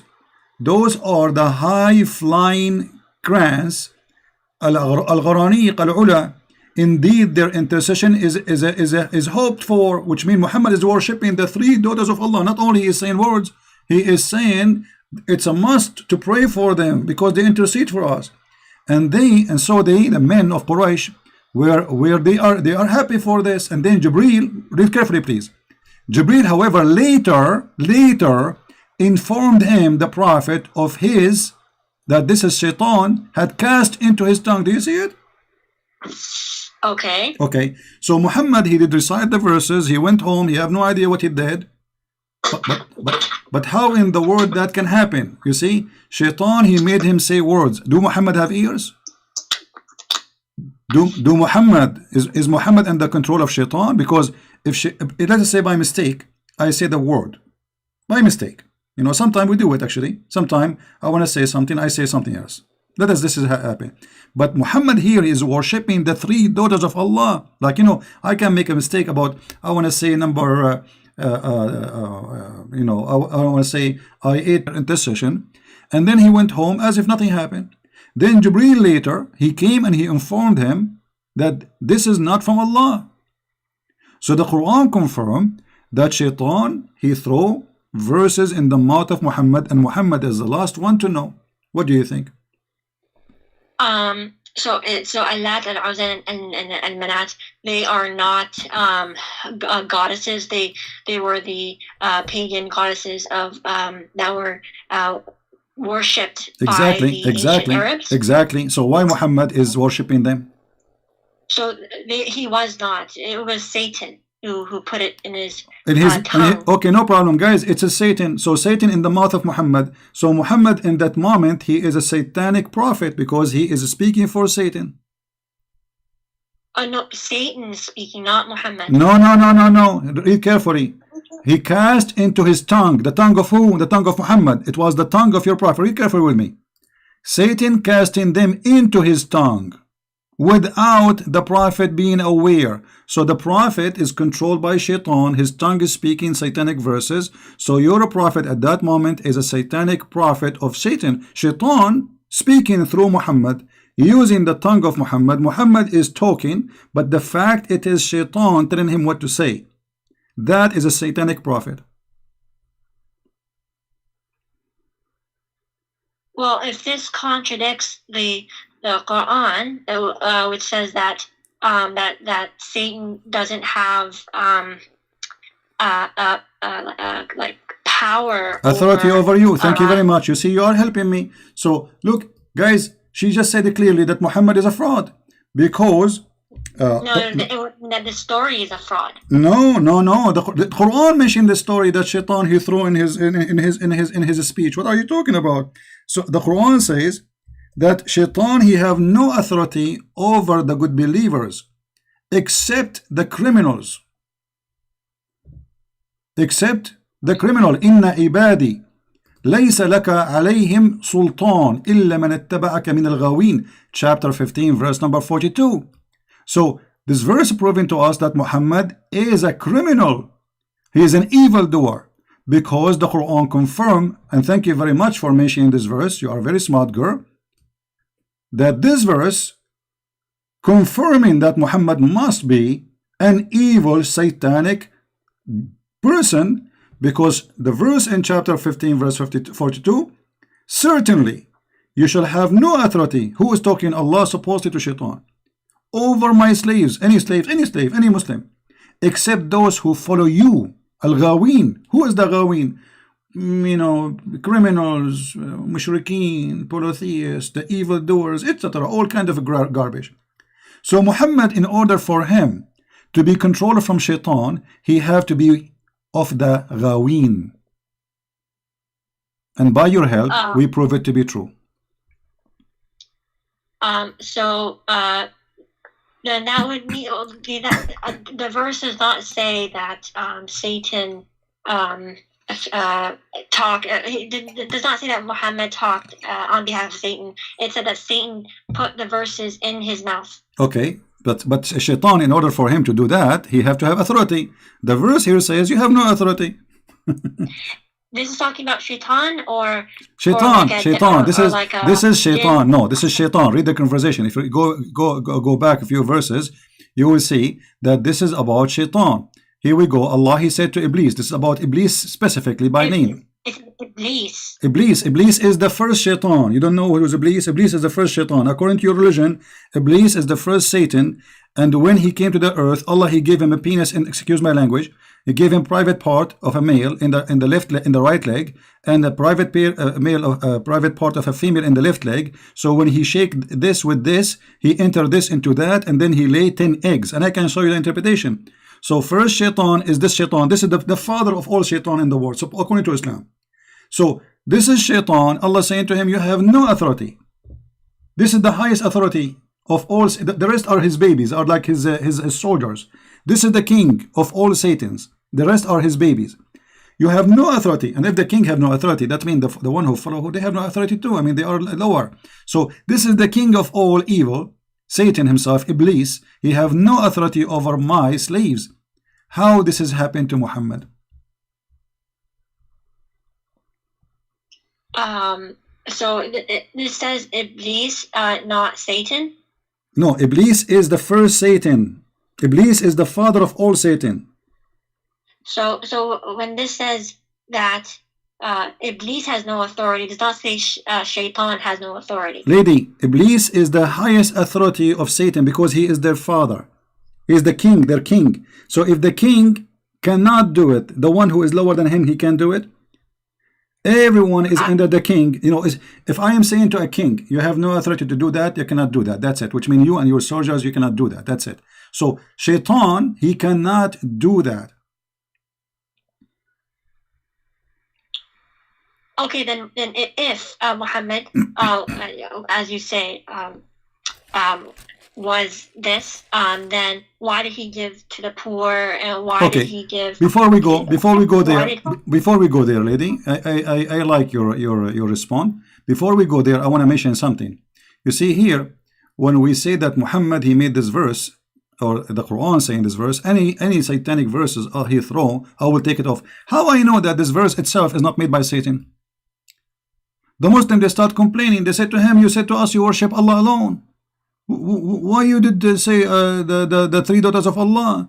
So Muhammad, in order to cover himself, he made this verse says, never we send all messengers before me happened to them, but this is not true. Never happened to Moses, never happened to Isa, never happened to any prophet that Shaitan, he put satanic verses in their mouth. And this verse, there's no way it can be from God, because God here confirming, which is according to the Quran, his God, that satanic verses was given and he will take it off. But this is obviously Shaitan. Shaitan saying, don't worry, this verse we will take it off. Here we go, we will take it off. And any verse Shaitan he gave to Muhammad, we will take it off. But how you can trust Muhammad after now that this verse itself is not coming from Shaitan? If Muhammad he got Shaitan verses first time, he can get it second time. Where was Allah when Muhammad received satanic verses? He was asleep. He allowed it to happen. Thank you very much, guys. Did you hear it? He allowed it to happen. But isn't it the other verse in the Quran says you have no authority over my servants? So how he allowed it to happen? Okay, so I don't know the answer to this, but Okay. I'll ask someone. And all right. But before we go, you want to talk about the good deeds, I know. But let us, because we want to connect the dots for you to make it more clear. Was Muhammad controlled ever by black magic?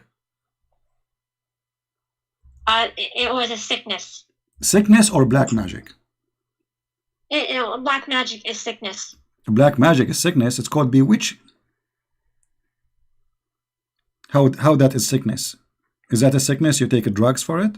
You take aspirin So or sick for some time, and then after he was healed by Allah. okay? But is it really sickness or black magic, which is the shaitan? Black magic is from humans. They perform the black magic. No. You see, the black magic, the first one who taught black magic, Allah, he opened a Harry Potter school in the Babylon Tower. Is that correct? It was with the two angels. Yes, the two angels, and then the two angels they taught the shayateen too. Read the verse, chapter 2, verse 102. Allah, he sent two angels, Harut and Marut, and they opened Harry Potter school in the Babylon Tower next to Saddam Hussein house, and then they teach magic, and then this is in the Babylon, and then Shaitan, he used those magic to harm people. You see, they followed that. It did not say that the shaitan. Read it correctly. Okay, let's read. Shaitan was teaching men. No problem. It says they followed what the shaitan, the devils, gave them falsely of the magic. Do you see that shit on the screen? This is your Quran. This is your Islamic translation. The men did it, not shaitan. Listen. Does it say there? They followed what the shaitan, the devil, gave out falsely of the magic. Does it say that? Yes. Okay, yes, thank the you. men did it, not the shaitan. Okay, the man did it. Guys, the man did it. The man did it. Okay, but the man did it. Did what? Do black magic. Okay, what is a black magic? It's like evil power. Evil power. We go back to zero. You are the one who mentioned to me that Allah, he said to his servant that you it's have. It's the same black magic in the Bible where the Pharaoh turned a stick into snake. No, you see, this is not a black magic. We don't believe in black magic. In the Bible, is speaking about that the magic of Moshe, overcome the magic of the Pharaoh, which mean for them they thought that this is a magic. For us, this is a miracle of God. This is not a magic. We don't believe magic is a lie. So here, you Muslims believe in a magic. And the one who taught the first school is Allah. Why Allah is teaching magic? Do you know? It's to test mankind. Thank you very much. Allah is testing Muhammad? Why not? Okay. By doing what exactly? How he tested him? What the black magic did to Muhammad? Let us see how this test work. It shows if he still stays with the faith. Okay. But look what the magic did to him. Did not affect his faith, affect his private part. Read carefully with me. The prophet continued for such and such period of time, imagining that he had sexual intercourse with his wife, but in fact he did not. Is that the faith in Islam? Is the private part of a man? Is Muhammad religion in his private part? Where does it say that? This is Sahih al-Bukhari, And this is the hadith number I'm showing you on the screen. The Prophet continued for such and such a period of time, imagining that he had slept between two brackets, has sexual relation with his wives, and in fact he did not. Why Allah doing that to the Muhammad private part? What does this have to do with the trial of a religion? The guy still he is a prophet, and now he imagined himself doing things, so he lost his mind. And this is Sahih Bukhari, hadith number 6063. And this is not only for sex, for everything. So look what you are saying to me. Allah he allowed this to happen. Allah he sent two angels to open a school to teach black magic, and black magic will be affected the prophet, and the prophet will start imagining that he had done a thing, but in fact he did not. Which means the prophet he lost his mind. And now we need to ask ourselves, if the prophet he imagined things, how we can trust that he saw angel, he heard the angel talked to him? The guy he lost his mind. He's a crazy. So the reason why we can trust is that the Quran gives an evidence that no mankind can produce something like it. We just showed you that Umar and Shaitan they produce. What do you want more? We just showed you that. How you repeat the same thing?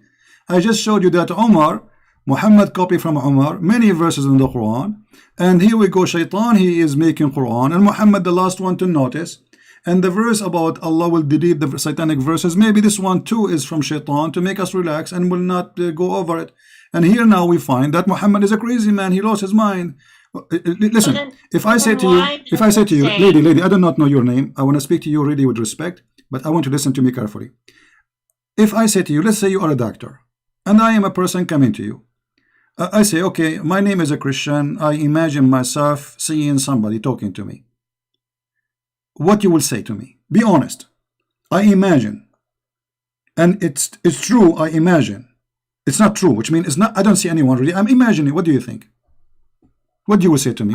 What is your opinion as a doctor, as somebody educated, smart, and I need your help? I imagine myself speaking to people, or even making a relationship with my wife, but in fact it did not happen. What you will say to me? What happened to me?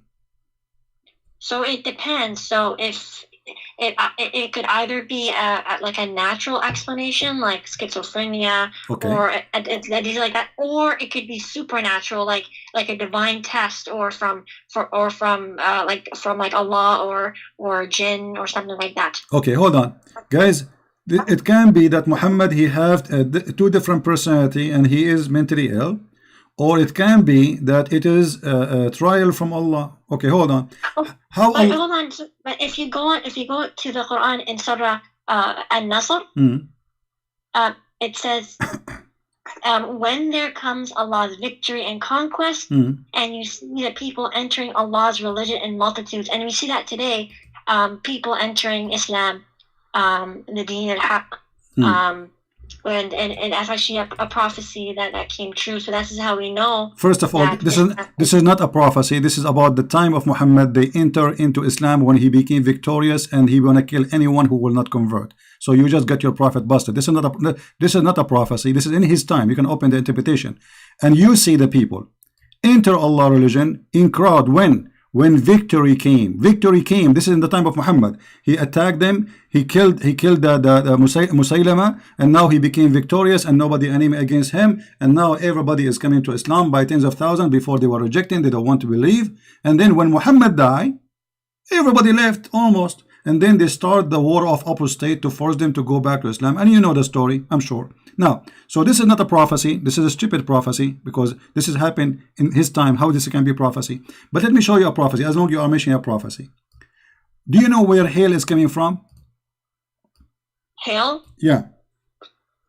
From the sky. From where?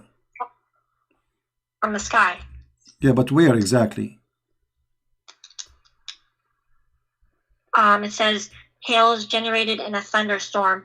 Thank you. And is really just frozen. So if I say to you that my dad he taught me, or my teacher taught me, that there is mountains and God he break hail from it and he throw it at us, what you will say? If it's literal, then it would be false. Okay, well this is literal. Here we go. This is your prophet. He's talking about how the rain come and how the hail come, and he is saying that, and look, the Muslim, they try to cover the shame. They say sky, hill, like mountains. There's no like. There's no similar to mountains. It is from mountains. And let us open the interpretation just to show you how Muslims, they try to translate, specific translator, how to try to fool poor people who don't understand Arabic. This is the tafsir. You see, I'm reading your Islamic website just to show you how the shame work. I feel really sorry for those Muslims. Like this lady, I can tell she is a good lady, you know. She is a victim of the lies. Chapter 24, verse number 43. In front of your eyes, I will do the read interpretation. 24:43. Remember, here we go. This is the official government website of the Kingdom of Jordan, and the reason I'm using it because it's in English. They have English translation. That's all.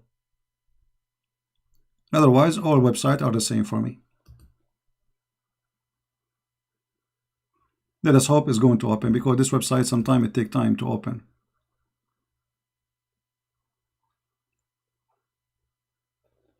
We can open Ibn Kathir if this one doesn't work. Let me go to Ibn Kathir, hold on, because this one taking forever.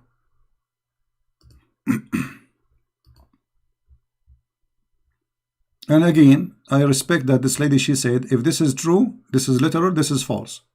This cannot be from God. I respect that on you. And I hope that you will stand with your words, and I believe you will do. Because there is no way God will say such a silly thing. I agree with you. All right.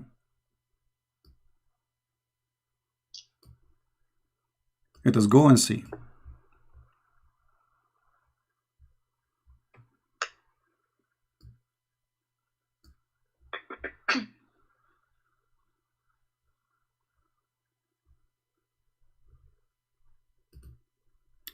All right. Look like this website start working again, so we will use it. Thank God.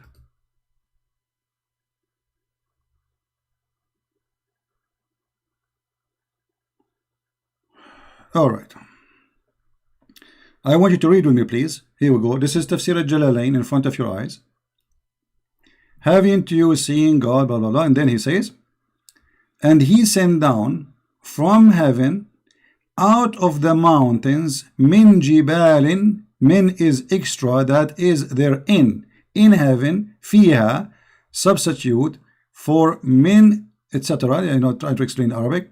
From the heaven with repetition of genitive preparation, hail, and he sent down, and he submit to those who he don't like. Okay, so Allah, he sent hail from mountains in heaven. Let us see different interpretation. Maybe this one is not clear for you. Let us see Ibn Abbas, the cousin of the Prophet, the highest of the scholars of Islam, the one who Muhammad, he prayed for him to be the ink of scholars, Hibrul Ummah.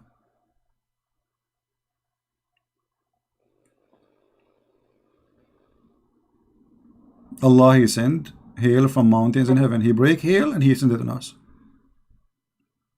This website is taking forever to open, as usual.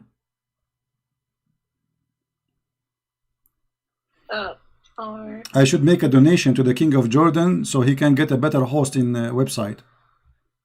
You know? Like, come on. This is Tafsir al-Jalalain. Yes, this is a Jalalain. And remember, any tafsir you see in English is far away from the tafsir in Arabic. In Arabic, it's totally different, because in English they try to make it nicer. Huh? Are you going to put up a tafsir Ibn Abbas? Yeah, I'm trying to open it, Ibn Abbas, but it's Ibn Abbas. Scholars have debated whether it's reliable or not. Okay, what scholar is your choice? You can do Ibn Kathir. Okay.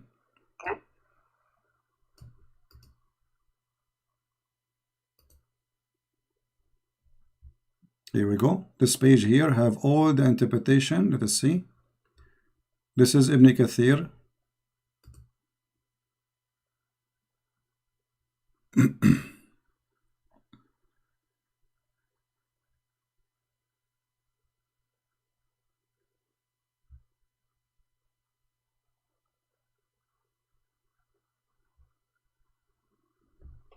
So do you agree with Ibn Kathir? Is Ibn Kathir your best scholar? He's one of the top Okay, scholars. but what making the top? His level of study and the amount of work he put into his Okay, tafsir. And so if Ibn Kathir says something stupid, you will reject him or you will accept him? he's still a man. We don't accept everything he says. Okay, But so who is the one who is qualified to explain the Quran for you? Because I'm trying to be fair with you. Can we accept Ibn Kathir for anything, or only it's a mood stuff? Like it's depend what you like. if it matches with what the Quran says, and Well, the Quran says the Quran says in Arabic clearly, "Min jibalin fiha min baradin fayusib." There is no like mountains. There is nowhere it says the similar of mountain. But So you go to chapter 3, verse 3. It says, chapter 3, verse 7. It says, "It is He who revealed to you the book."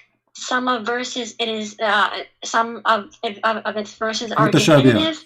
They are the foundation of the book, and others are unspecific. As for those in whose hearts is deviation, they follow the unspecific part, seeking dissent and seeking to derive an interpretation. But none knows its interpretation except Allah. Okay, so look what you just said. You just got your prophet busted, because this is mean. Muhammad saying that I say things nobody can explain save Allah. So why he say it to us? If this is a message to be given to us so we can understand about God, and then there's nobody will understand the message of God, so what the point of this message of God? Yet you are saying that this Quran have a lot of verses with its mutashabihat, and the purpose of them to make us sick. I thought the Quran is a healing book for the believers and for people to believe. So how this book is going to heal me, but it's full of things which can be making me sick. So this cannot be from God. This is obviously from Shaitan again, because God will not send me a book to fool me and to make me sick. Read carefully what you just said. Some of the verses, nobody knows their meaning save Allah. What the purpose of them? What the purpose? That it's to seek fitna. Seek fitna. But look here in the between translation, this says the polytheism. That's false, because the one who believe in the Quran is the one who will have the fitna, not those who don't believe in the Quran. The one who don't believe in the Quran, he will laugh at it. Those who believe in the Quran, they will not understand the meaning of the verses, so that will make them having sickness. What kind of God he says such a thing? Same time. So would you say that you understand every verse from the Bible? My friend, I understand God, he speaks to us. The Bible is a private message, which means every word Jesus he speak to you as a person, which means you have your own life, you have your own experience, you have your own ability, and God he speak to you, he go down to your level. The Bible is not a book you're saying jingle bells all the way, and then nobody understand what he's saying. The Bible is a message to you, private message, so you can go and read any verse Jesus said, you will see how amazing it is. So then why are there like Catholics, Protestants, and Orthodox? Well, if God speaks to them the same way? Well, that's a wonderful question. Still, that will not change anything, because being different will not make us not the Christians, because being different will make us, Jesus said, whoever believe in me will go to heaven.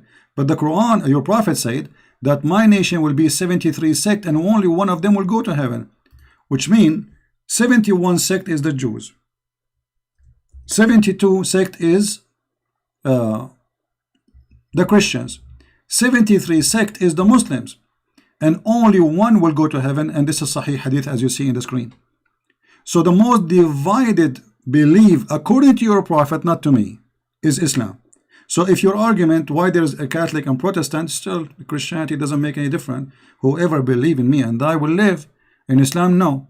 There's 73 sect, only one will go to heaven. Which one? Is the minority. Because Muhammad, he says, Bada al-Islamu ghariban wa sawfa ya'udu ghariban. Islam start as a small strange religion and it will end as a small strange religion. Few only will believe. And as you see, only one small tiny sect will go in heaven, the rest will go to hell. Now, which one? Each one of them says, I am the one who will go to heaven. And The funny, you just quote for me a verse from the Quran saying that Allah, He puts sickness in the heart of the Muslims, so He will divide them and make them sick, and then only one will go to heaven. What kind of God? That's the Quran says that happens to the Christians. What is that? What is that? Say again. The Quran says the Christians will be divided. The Quran? Okay, hold on. Let me show you what the Quran is saying. The Quran is saying that Allah will spread hatred and enmity between the Christians so He can divide them, correct? Is that true? Between them. Yes. Who is the one who will spread hatred between them? Allah. Thank you. So what shaitan do for living? If Allah spread hatred between us, what shaitan is doing for living? What is the job? What is the job? Allah does it. Allah does it by sending Satan as a trial. Okay, so shaitan, he worked for Allah, and Allah is the boss. Thank you very much, guys. We have the big boss. Even the Bible says that. Hold on, no. You see, first of all, you are making things up. It says the verse. I can show you. Hold on. The verse saying, and from those who call themselves Christians, we took their covenant, but they have abundant good part of it, a message, etc. So we planted among them enmity and hatred. Where it says that Allah, He sent shaitan. It says we. Yeah, how He does it is by sending shaitan. Okay, do Allah want us to convert to Islam, or He want us to stay Christians and be wrong? He wants everyone to convert to Islam. Okay, so how this will work if you are spreading hatred between us and enmity until Judgment Day? How that will help me to become a Muslim? It's because the Christians, their hearts are stone. Okay, but this is not the Quran saying. The Quran saying the most close to the Muslims is those who they are the Christians. This is contradiction. But the Quran says you can't take them as people who protect you from war. Exactly, you cannot take them a friend because Allah is shaitan. He don't want you to be a friend to me. So Christ, He said to me, pray for the Muslims, love the Muslims, be good to the Muslims. Allah says, don't be friend to the Christians, don't be nice to them, kill them wherever you find them. Even your prophet, he said. Well, let me ask you, if you see a Christian in the street, are you going to push him in the mud? No. Why not? That's that's not what Islam teaches. But is that like because you are a good person, or because it's not Islam teaching? What Islam teach you? It's to respect all religions and beliefs. Okay, I'm going to commit suicide if you can show me where it says that. Here we go. This is your prophet saying, if you see a Christian or a Jew in the street, you have to force him to walk in the sewage. You have to harass him and you have to force him to walk in the sewage. Don't greet the Jews and the Christians. Don't. Maybe during war. No, this is in the street. People walk in the street. This is what war? People walking in the street. This is war. People walking. Where is the background of this hadith? It doesn't matter. People walking in the street. I am walking in the street and I am a Christian. Why you want to force? He's not saying force the soldiers. He is not saying force the bad person. No, he's saying don't greet the Jews and anyone is a Jew, anyone is a Christian. Don't greet them, and then if you when you see them, force them to walk in the sewage. What kind of a prophet this prophet is? And you are the one who said this is against Islam. That's during war. My friend, you are always in war with the Christians. You just read for me the Quran saying Allah will spread hatred and enmity until Judgment Day. So you are saying to me, you see, you are now trying to cover up for your prophet. In the beginning you said this is disgusting and now it's okay. So you are saying during war, if I go right now to Indonesia and I'm an American citizen, we can force the Muslims to walk in the sewage. This is what you are saying. Allah won't give you that power. So it's okay for you now to force a Christian to walk in the sewage. Allah gave you the power. Suddenly it became an okay. When I asked you, you said this is not good. Not good. If it's during war, then where it says during war, it says if you see them in the street, what war? Yeah, so they're your enemies, right? They are walking in the street. What enemy? Living with you in the town. Where does it say that? Well, they are walking in the street. They are greeting you actually. He's saying, don't greet them. Don't greet them. Somebody in war, he will greet you, say to you, Shalom. Don't you see? Don't you read? Do you know how to read? Don't greet them. Don't say peace to them. What is war? Okay, I'll ask someone about this hadith. What he will say to you? He will say to you, yeah, sister, you know, those Christians, we should humiliate them. Isn't it the Quran in chapter 9, verse 29 says that you have a duty to humiliate the Christians? During war. Okay, after you enter my city, let us say the Muslim came to my city, they surrounded the city, they said, surrender to our army. After you enter the city, still you are going to force me to walk in the sewage or no? If we're still in war, then maybe. You just took my city, still in war. There's civilian inside. There's no soldiers. Well, if you're trying to attack me or lady, no Christian attack your prophet. He is the one who came to their cities, occupied them. Look how false you Muslims are. So you are saying to me, you come to my town, you attack my town, you take my town, and then you force me in the sewage, and you say this is okay.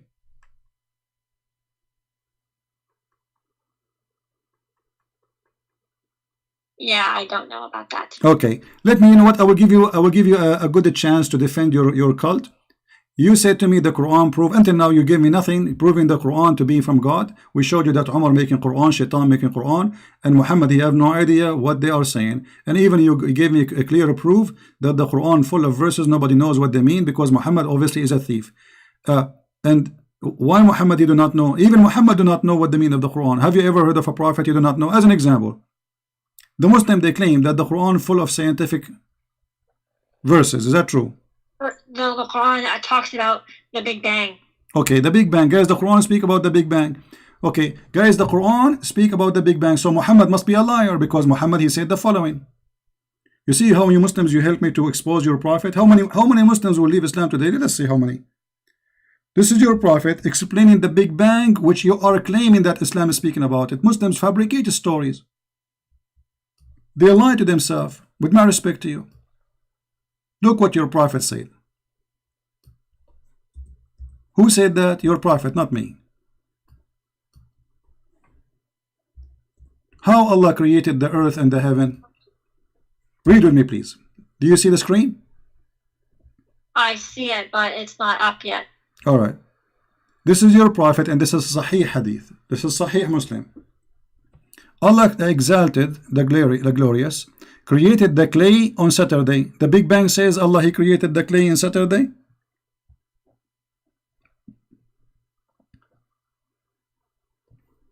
Is that what the Big Bang says? So the Big Bang is basically like a expansion of matter. No, the Big Bang is nothing. There's no matter was exist, and there's explosion happen, and everything exists in the same time. No, hold on. According to you, okay, listen. So according to the Big Bang, is the first thing became exist is the clay in Saturday? Yes or no? It may have. So Big Bang, guys, the Big Bang theory believe in Saturday. So the first day was Saturday, and the first thing was created. The Big Bang is a clay. Okay, second day, Allah created the mountains.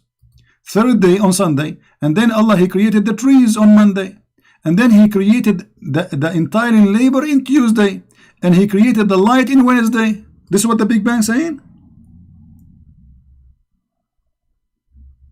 The Big Bang isn't complete yet, so scientists are still studying about it. So they will discover there is a Saturday and Sunday and the light in Wednesday and etc. later, right? Yes. Oh, okay, exactly. That's very smart of you. But let me ask you, how many days took Allah to create the earth and the heaven? 6 days. 6 days. I'm not entirely sure. Yeah, the Quran says 6 days exactly. So how many days here in the Hadith? How your prophet, he say what he just said? Because if we count the words here, how many days, we will find that there are 7. Read with me carefully. Yeah, if a hadith contradicts the Quran, then it's not reliable. Well, isn't it the Quran is a hadith too? In the hadith, in the Quran, the word hadith is not talking about the hadith of Muhammad sallallahu alaihi wasallam. No, it is. It's basically. No, it is about Muhammad. It's the one who said that is Muhammad. Yes, but the word hadith came before the sunnah, like when it was compiled. Wait, So the lady, word you have no idea what you are talking about. The Quran itself is a hadith. Isn't it the Quran says the best of the books is a hadith? The best Yes, of but the hadith. what does hadith mean? It means speech. Speech. Thank you very much. So both of them coming from Muhammad. So if Muhammad speaks something, doesn't matter what is Quran or normal speech, it have to be truthful. When the Quran talks about hadith, it's talking about Allah's speech, not Muhammad's speech. Thank you, but isn't it Allah He speak on through Muhammad? So are you saying Muhammad is making things up now? Your prophet, when he said Allah created the clay in Saturday, he was lying? This is not Allah saying that? Yeah, so if the Quran, if the hadith contradicts the Quran, then the hadith is not reliable. So is the Quran reliable? Yes. Okay, let me ask you. According to the Quran, where the sperm of the man is coming from?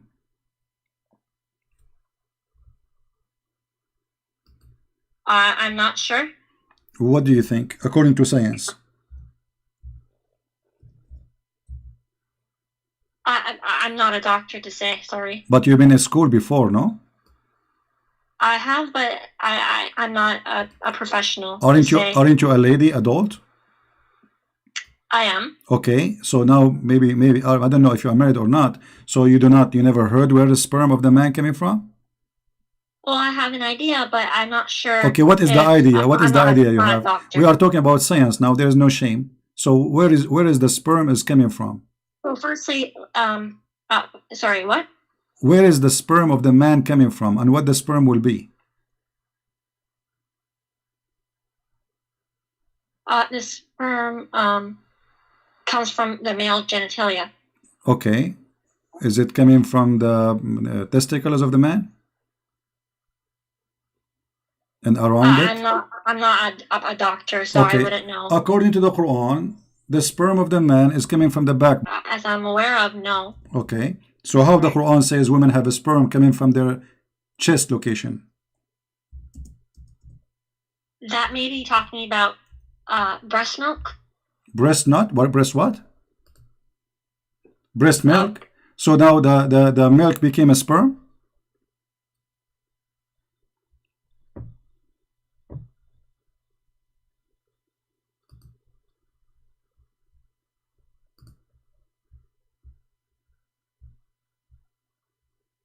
I will open for you your favorite scholar, Ibn Kathir, the one you like.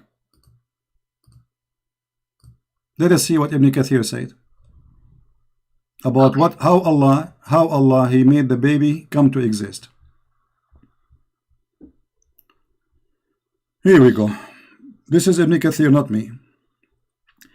He is created you from water gushing forth, meaning the sexual fluid come from out bursting forth from the man and the women. From what? From the man and the women. It's a sexual and a fluid and the bursting forth. So it's coming out. This is orgasm, which is false because the women orgasm is not will make the baby. Thus the child produced from both of them by permission of Allah. Continue. Proceeding from between the backbone and the ribs, meaning the backbone of the man and the ribs of the women, which is referring to the hair chest. Proceeding from between the backbone and the ribs, the backbone of the man and the ribs of the women, the fluid, is yellow and fine in texture. This is for the women, and the child will not be born except from both of them, i.e., their sexual fluid. Do you believe in this madness? Again, I'm not a doctor to say whether this is right or wrong. Okay, I will give you 10,000 years to search the internet and you will find that this is nothing but garbage. There's no way this can be from God.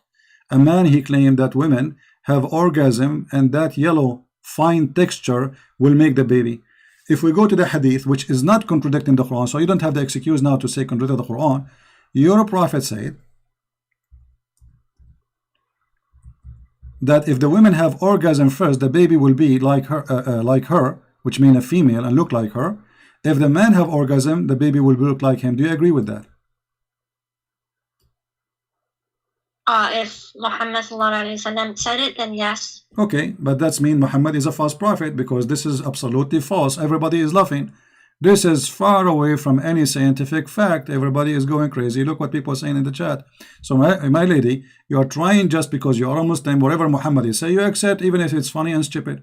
Okay, let us make it simple for you. So Muhammad, if Muhammad is saying that, you agree with it. Is that okay? Anything Muhammad will say, you agree with it. Okay. Now, if we ask you, in the heaven of Allah,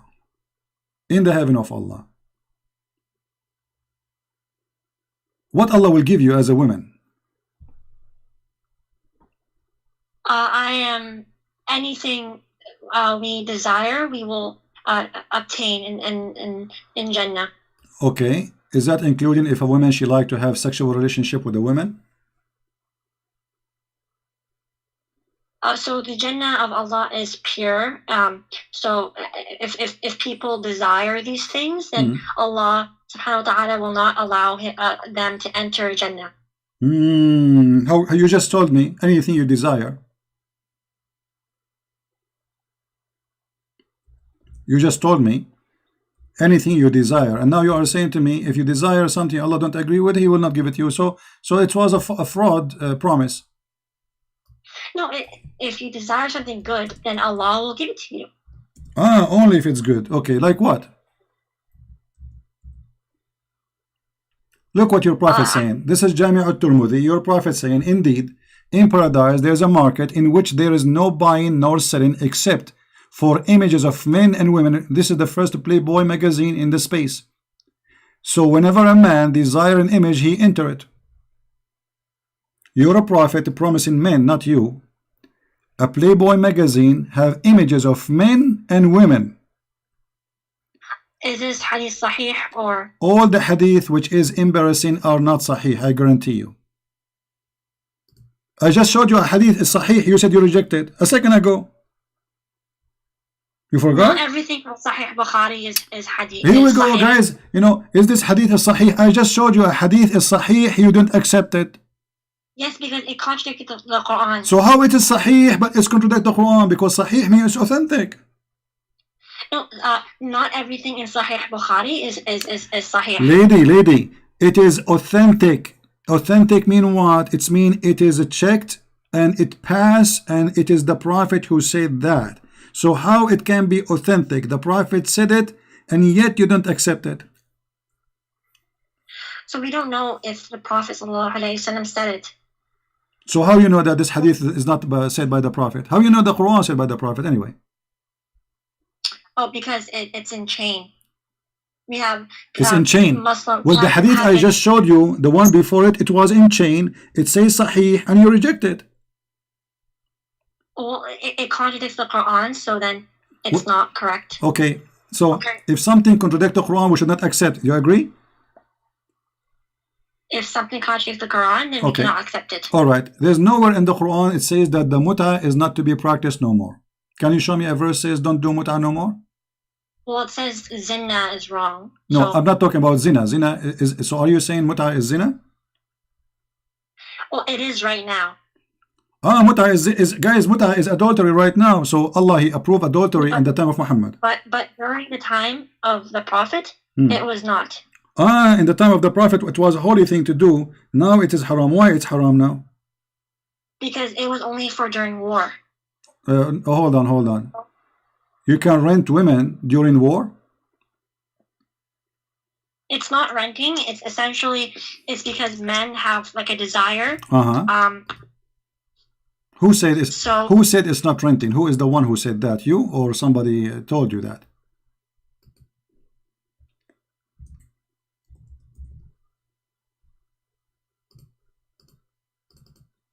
I'm not.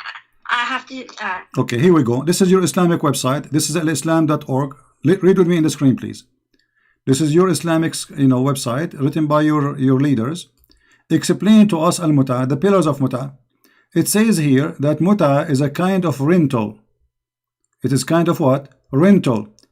In defining rental, read carefully with me. This is not me talking. This is you, Muslims, talking about the muta. Let us see. How Muslims they rent muta, rent women. Allah, He is allowing Muslim to rent women. Muslim women are rented by Muslim men legally. And she is saying it's okay in at that time of Muhammad. It says, in some work, special term is applied to women who participate in muta. Musta'ajara, which means rented. Rented women. Muta is considered as a kind of rental because in general, a man's basic aim is kind of marriage is sexual enjoyment. So you are saying to me that your prophet, he was in war, he allowed Muslim women to rent themselves to men to have boom boom with them. And that is okay.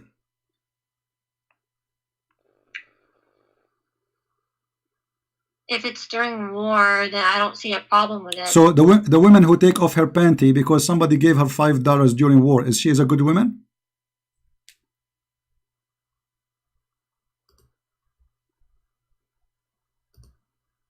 I do not know. I have to okay. ask. You see, I will go with your answer, which is I find it very silly. Muslims now in war everywhere. There is war in Iraq, there's war in Libya, there's war everywhere. Can Muslim men rent Muslim women? No, it was only during the time of the Prophet. But you just say this is because of war. So war is exist, nothing changed. So why in the time of the Prophet was okay and now it's not okay? If this is the reason, the war, well, they are in war. There's war in Iraq, there's war in Syria, there's war in Yemen, there's war in Egypt, there's war everywhere. So I can rent women or I cannot. I'm not really sure, so I can probably ask someone and then I can tell you what they told me. Okay, let me ask you. The Shia, they still practice muta. Why? And the Muslim Sunni, they are not practicing muta. Why? The Shia don't accept the hadith that. Okay, but you are the one, hold on, but you are the one who said to me, if the hadith contradict the Quran, we will not accept. The muta is a verse in the Quran. The hadith says that the Prophet, he forbid the muta. So how you see, look what you did to yourself. How you a second ago, you rejected the hadith because you said it's contradict the Quran, I don't accept it. But yet you accept the hadith about the muta, which contradict the Quran. The Shia says that zina is wrong. Okay, hold on. There's nowhere in the Quran says muta is zina. The Quran says you can rent women and you can pay them money for enjoying it, which means their private part. So you are the one shooting yourself in the foot. You said if a hadith contradict the Quran, you reject the hadith. Look what happened now. You are rejecting the Quran because of a hadith.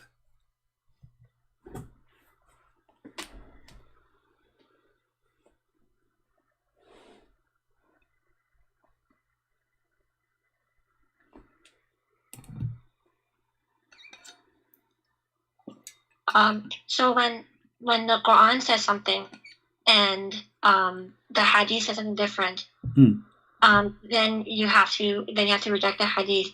But the Quran does say that zina is wrong, and so that hadith is supporting zina.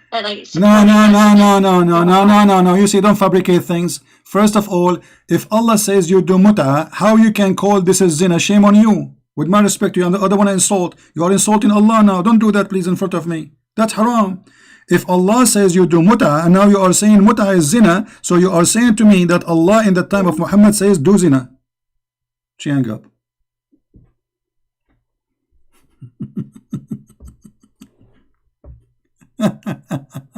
Call me back. Do you see how they play games? We don't debate Muslims. You know, we have to. They play games. It's like a cat and a mice. You know, you have to go in the corner, try to hold them from their tail. No honesty. When they want, they reject. When they want, they accept. When they want, she do not know. She is a lady. And she do not know where the sperm of the man is coming. She do not know if the women have a sperm or not. Suddenly she do not know. She's a baby. She is 6 months old. She never heard of this before.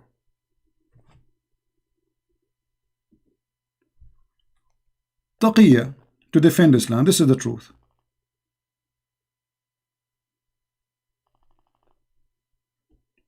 But you know, I respect this lady. She is way more brave than those potatoes who call themselves they growing beard. Look, you see, I spoke to her kindly. I go down to her level with the education, and still I respect her because she is more brave than all those men who claim to be men. Is that right? She is a woman. She is better than those sheikhs who have long beard. They don't dare to call me. Look, I spoke to her nicely. I didn't say anything, and I go down to her level. I'm going with her wherever she go, as if I'm talking to a child.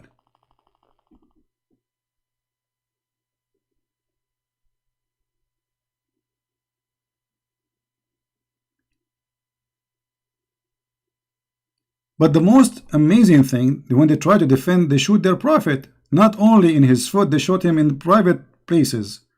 She just agreed that muta is a zina.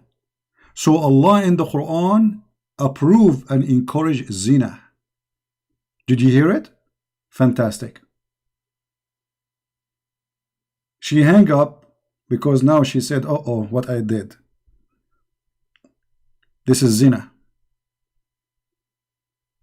So the hypocrite now, they accept the hadith which is contradict the Quran. But when they want, they say, we don't accept the hadith, it's contradicting the Quran. That is Islam, my friend.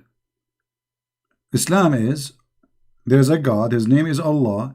He asks his followers to rent women. And those women are good believers. A good woman, she rent her private part. The Prophet of Allah, he said, any believing person, they agree to have muta,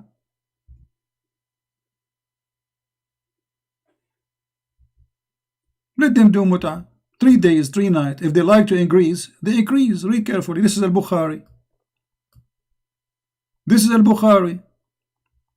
Any man, if a man and a woman agree to do muta, even the name muta, you know what muta mean? It's a shame. Muta is a sexual joy. Do muta. If a man and a woman agree to do boom boom for 3 days, you are in war, and now you have time to have boom boom for 3 days. What kind of war this war is? There is no war. And let us say there is a war. You are not the first one who go in war, and they have wives. So now you are saying to me, if I am going away from my home and my wife with me, okay, I can rent a woman in the hotel. I go to Las Vegas, I rent a woman because I am in war.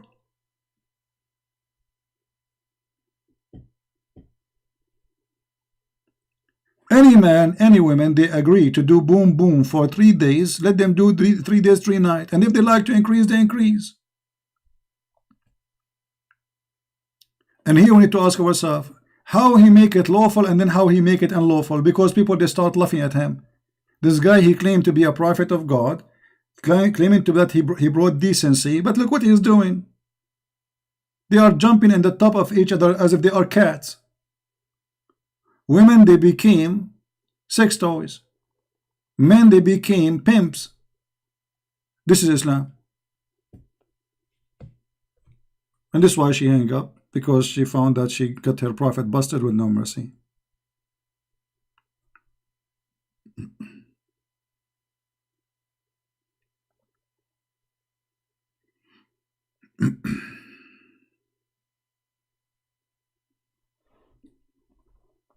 But I'm so happy that she said clearly that muta is zina. We cannot do muta now because it is zina. Allah forbids zina. We have the prophet of zina. Take a note, please. This lady, I think she's from Indonesia, I don't know. She confirmed that the prophet of Allah is a prophet of zina. She confirmed that the prophet of Allah receives satanic verses. She confirmed that Umar, he made Quran before Allah. And when Umar, he said, this is not Quran. But when Allah, he said, the word of Umar, this is Quran. It's a priceless code. Oh boy. You know, always when you speak to a Muslim, you have to go with their, you have to give them a hope. It's like doing fishing. don't make them, don't hit in the head right away. It's like the snowball. Let the snowball go big until it became a mountain, and then he will find himself trapped. This is what we have to do. Zina mean adultery, fornication.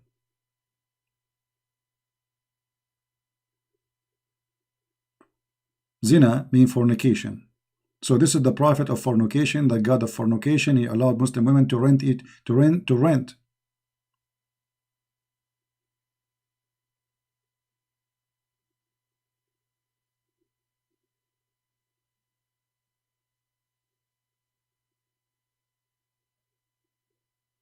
Yeah. Who can make Quran like this Quran? This is the most stupid Quran. What Quran? This is the most stupid, funny book. We are the Arab Christian. We are laughing at this book from the first day. And after all the occupation and paying jizya and humiliation, still we reject it because it's stupid. Otherwise, why we reject it if it's amazing and it's garbage? What is this?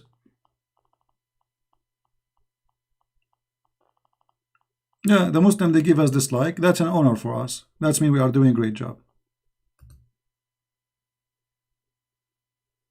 You see, the Muslims, when they come to my page, right away they give dislike. Christians, they don't do that. Christian, you have to ask them, like, you know, can you give like? And I'm not going to do that. I mean, you do like, you don't like, I don't care. I don't even keep my videos.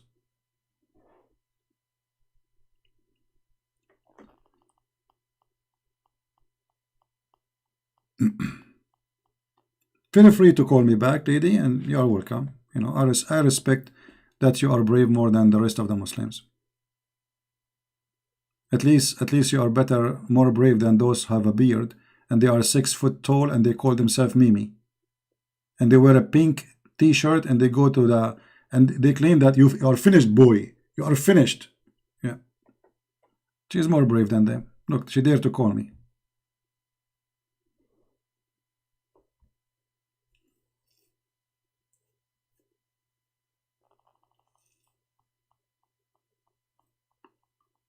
From the first page in the Quran to the last page of the Quran is a stupid book.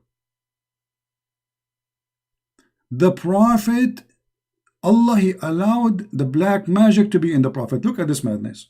Okay, hold on. To do what? As a trial. Trial for what? For his private part?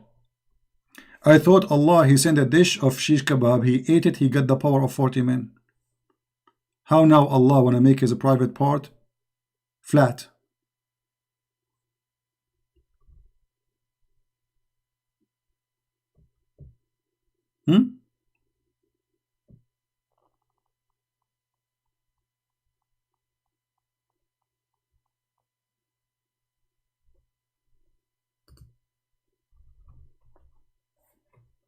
The prophet of fornication.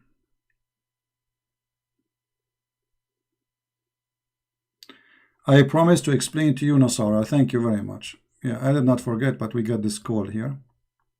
Anyway, the Quran says that the Hawariyin of the Messiah, they said to the Messiah, نحن أنصار الله آمنا بالله. This is Nasara, Ansar, which means we are the helpers of Allah. And here, this is another disaster in the Quran. Then when Isa came to know of their disbelief, he said, who will be my helpers in Allah's cause? Helper, this is Nasara. And now anyone notice the stupidity? Additional that we are not Nasara. Forget about we are not Nasara now. Who here noticed the stupidity in this story? In the word Nasara specifically. Let us see which one of us is a very smart thinker. Anyone knows? There's something very bad here. Very stupid. Get Muhammad busted.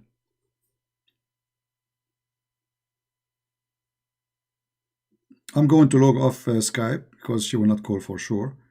And I don't want to talk more. Anyone notice the problem?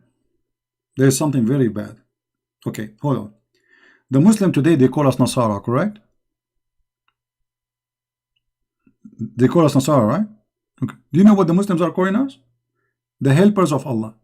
I mean, how stupid are you to say we are going to go to hell and our name yet is the helpers of Allah?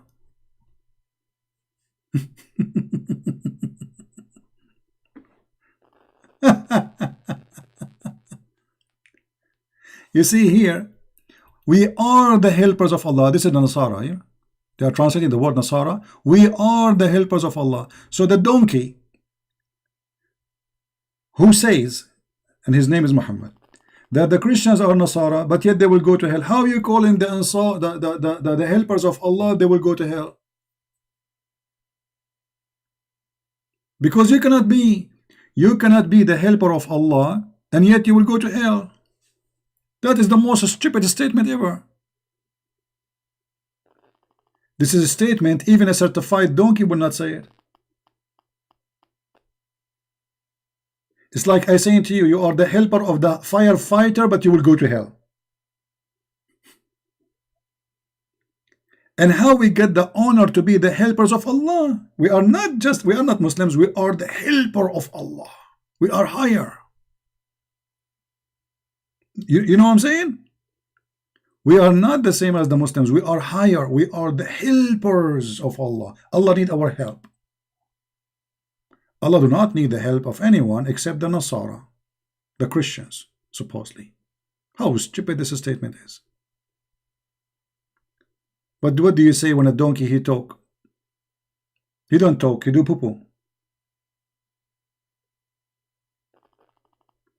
It's like saying to Sam Shamoun, the guy with the hair. But you don't have a hair. How you call him Nasara? Are they still Nasara? Yes, they are Nasara. But that's mean their name is the helper of Allah.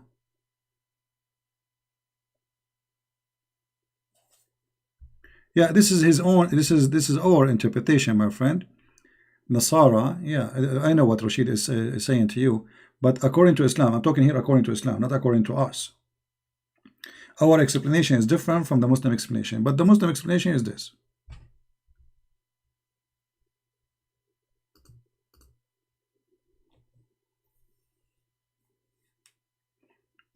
And the word Nasara is not about Nasara, no. The word Nasara, the Nazarite, is a word in Aramaic, or in Hebrew, sorry, which means the poor. The poor. Who called them the poor? The Christian, they reject those people. They are a Christian cult like Jehovah's Witnesses. So they call them the poor because they have a poor understanding of the Bible. Muhammad the fool, he do not know what the word means. Nasara.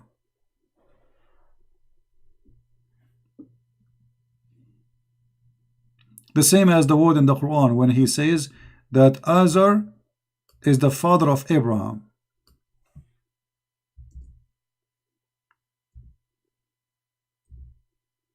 How Azar became the father of Abraham? Because Muhammad the fool, he do not know Aramaic.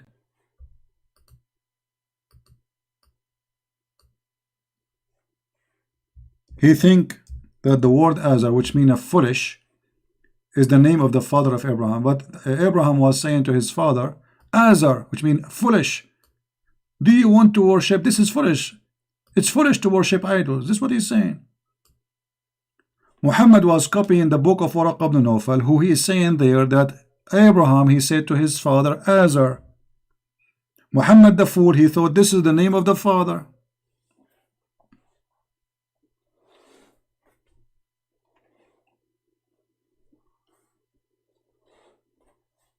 Yeah, the Nazarenes in the Bible is different from the Nasara, the Nazarite, which word mean poor. This is a different word. That word is about people who follow the Messiah from the city of Nasira.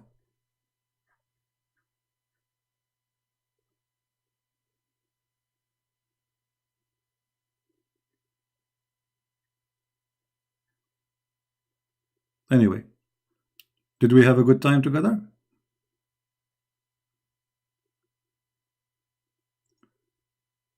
Was it good?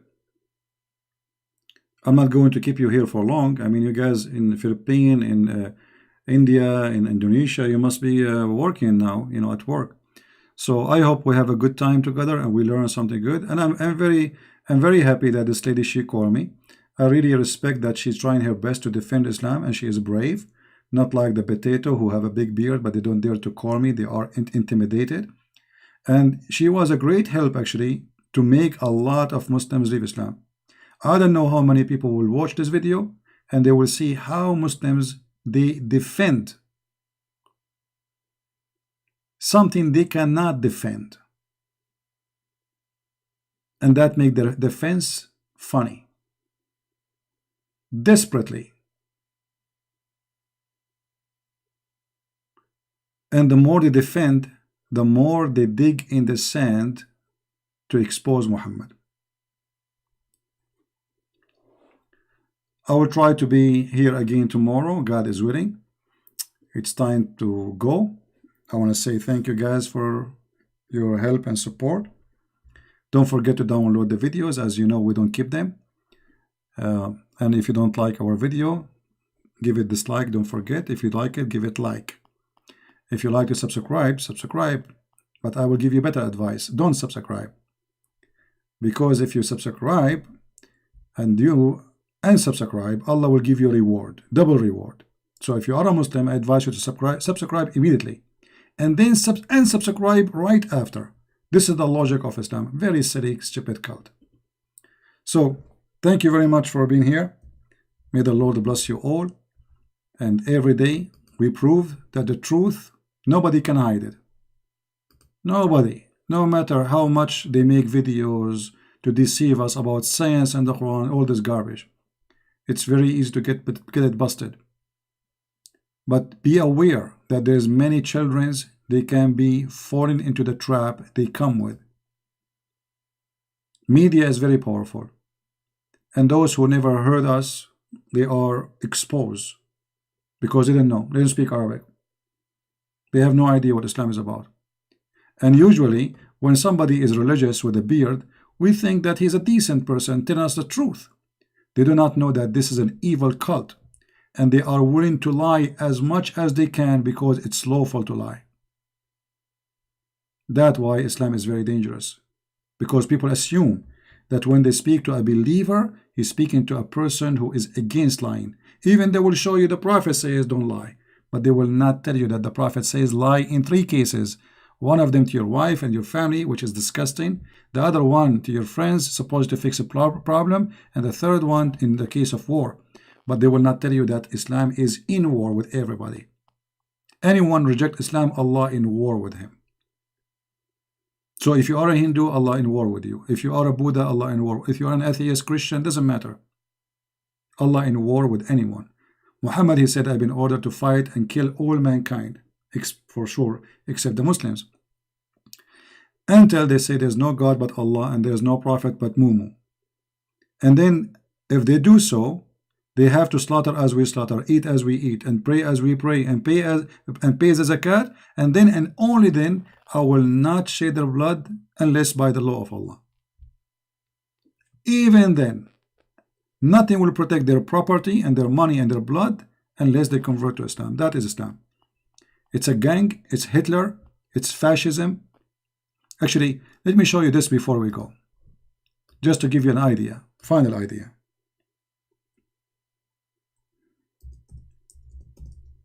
Because still, some people, they are naive and they will not accept that Islam is fascist. Read carefully with me and tell me, what do you think? Is that fascism or this is something else? Do you have a name for? Do you have a different name for this fascism teaching? You are the best of the people ever raised for the benefit of mankind. When you see this benefit of mankind, Muslims are the best for the benefit. Look at the benefit. You see the word benefit? You say, wow, that's good. I mean, obviously, they don't mean a harm. It says benefit. But look what the benefit of mankind is. Chapter 3, verse 110. The best of for mankind are those who bring them, who? Mankind, with the chain around their necks till they embrace Islam. And is that a hadith which is accepted? Yes, this is Sahih al-Bukhari. Is it authentic? Absolutely. This is Hitler. Hitler making a speech saying you are the best of mankind, go bring everybody with a chain around their neck.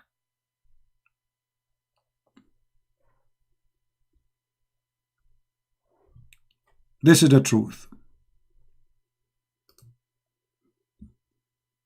Without makeup, there's many Muslims, many people, they get upset from me. They say you are very harsh, you are very tough. My friend, our topic is disgusting. We're fighting the god of terrorism, and you people thinking about the mentality of giving me a hug. I'm not here to give hugs. Some Christians, they have mentality of giving hugs. They think they can bring people to Christ by giving them hugs. You have first to cleanse their brain from all the garbage. Leave the hugs for later. People need the truth, not your hugs. If the whole problem in the world can be solved by hugs, that's it. Everything is good to go. Let us start hugging. So wake up. The best way to do it as we do it. After you clean their brain from the stupidity and hatred and terrorism and the war mentality, and this, if you notice, she was talking to me. Yes, if it's in war, I was asking her, is it okay for you to force somebody as a Christian to walk in the sewage? She said, well, it's in war, yes. Do you see how the Islam teaching you to be fascist? This is a girl saying it's okay for her to force a Christian to walk in the sewage if it's a wartime, even if he's just walking in the street. Islam is a supremacist cult, white supremacist cult. Think that because they are Muslims, they have the right to put a chain around your neck, force you to walk in the sewage, force you to live like a dog. You are not even equal to a human being. It's a white Arab supremacist garbage cult. And the second you believe in it, you are part of this mafia. Please download the video, share it with your friends, and until we see you soon again, Christ is Lord, Islam is false, and we'll see you soon again. Take care, bye-bye.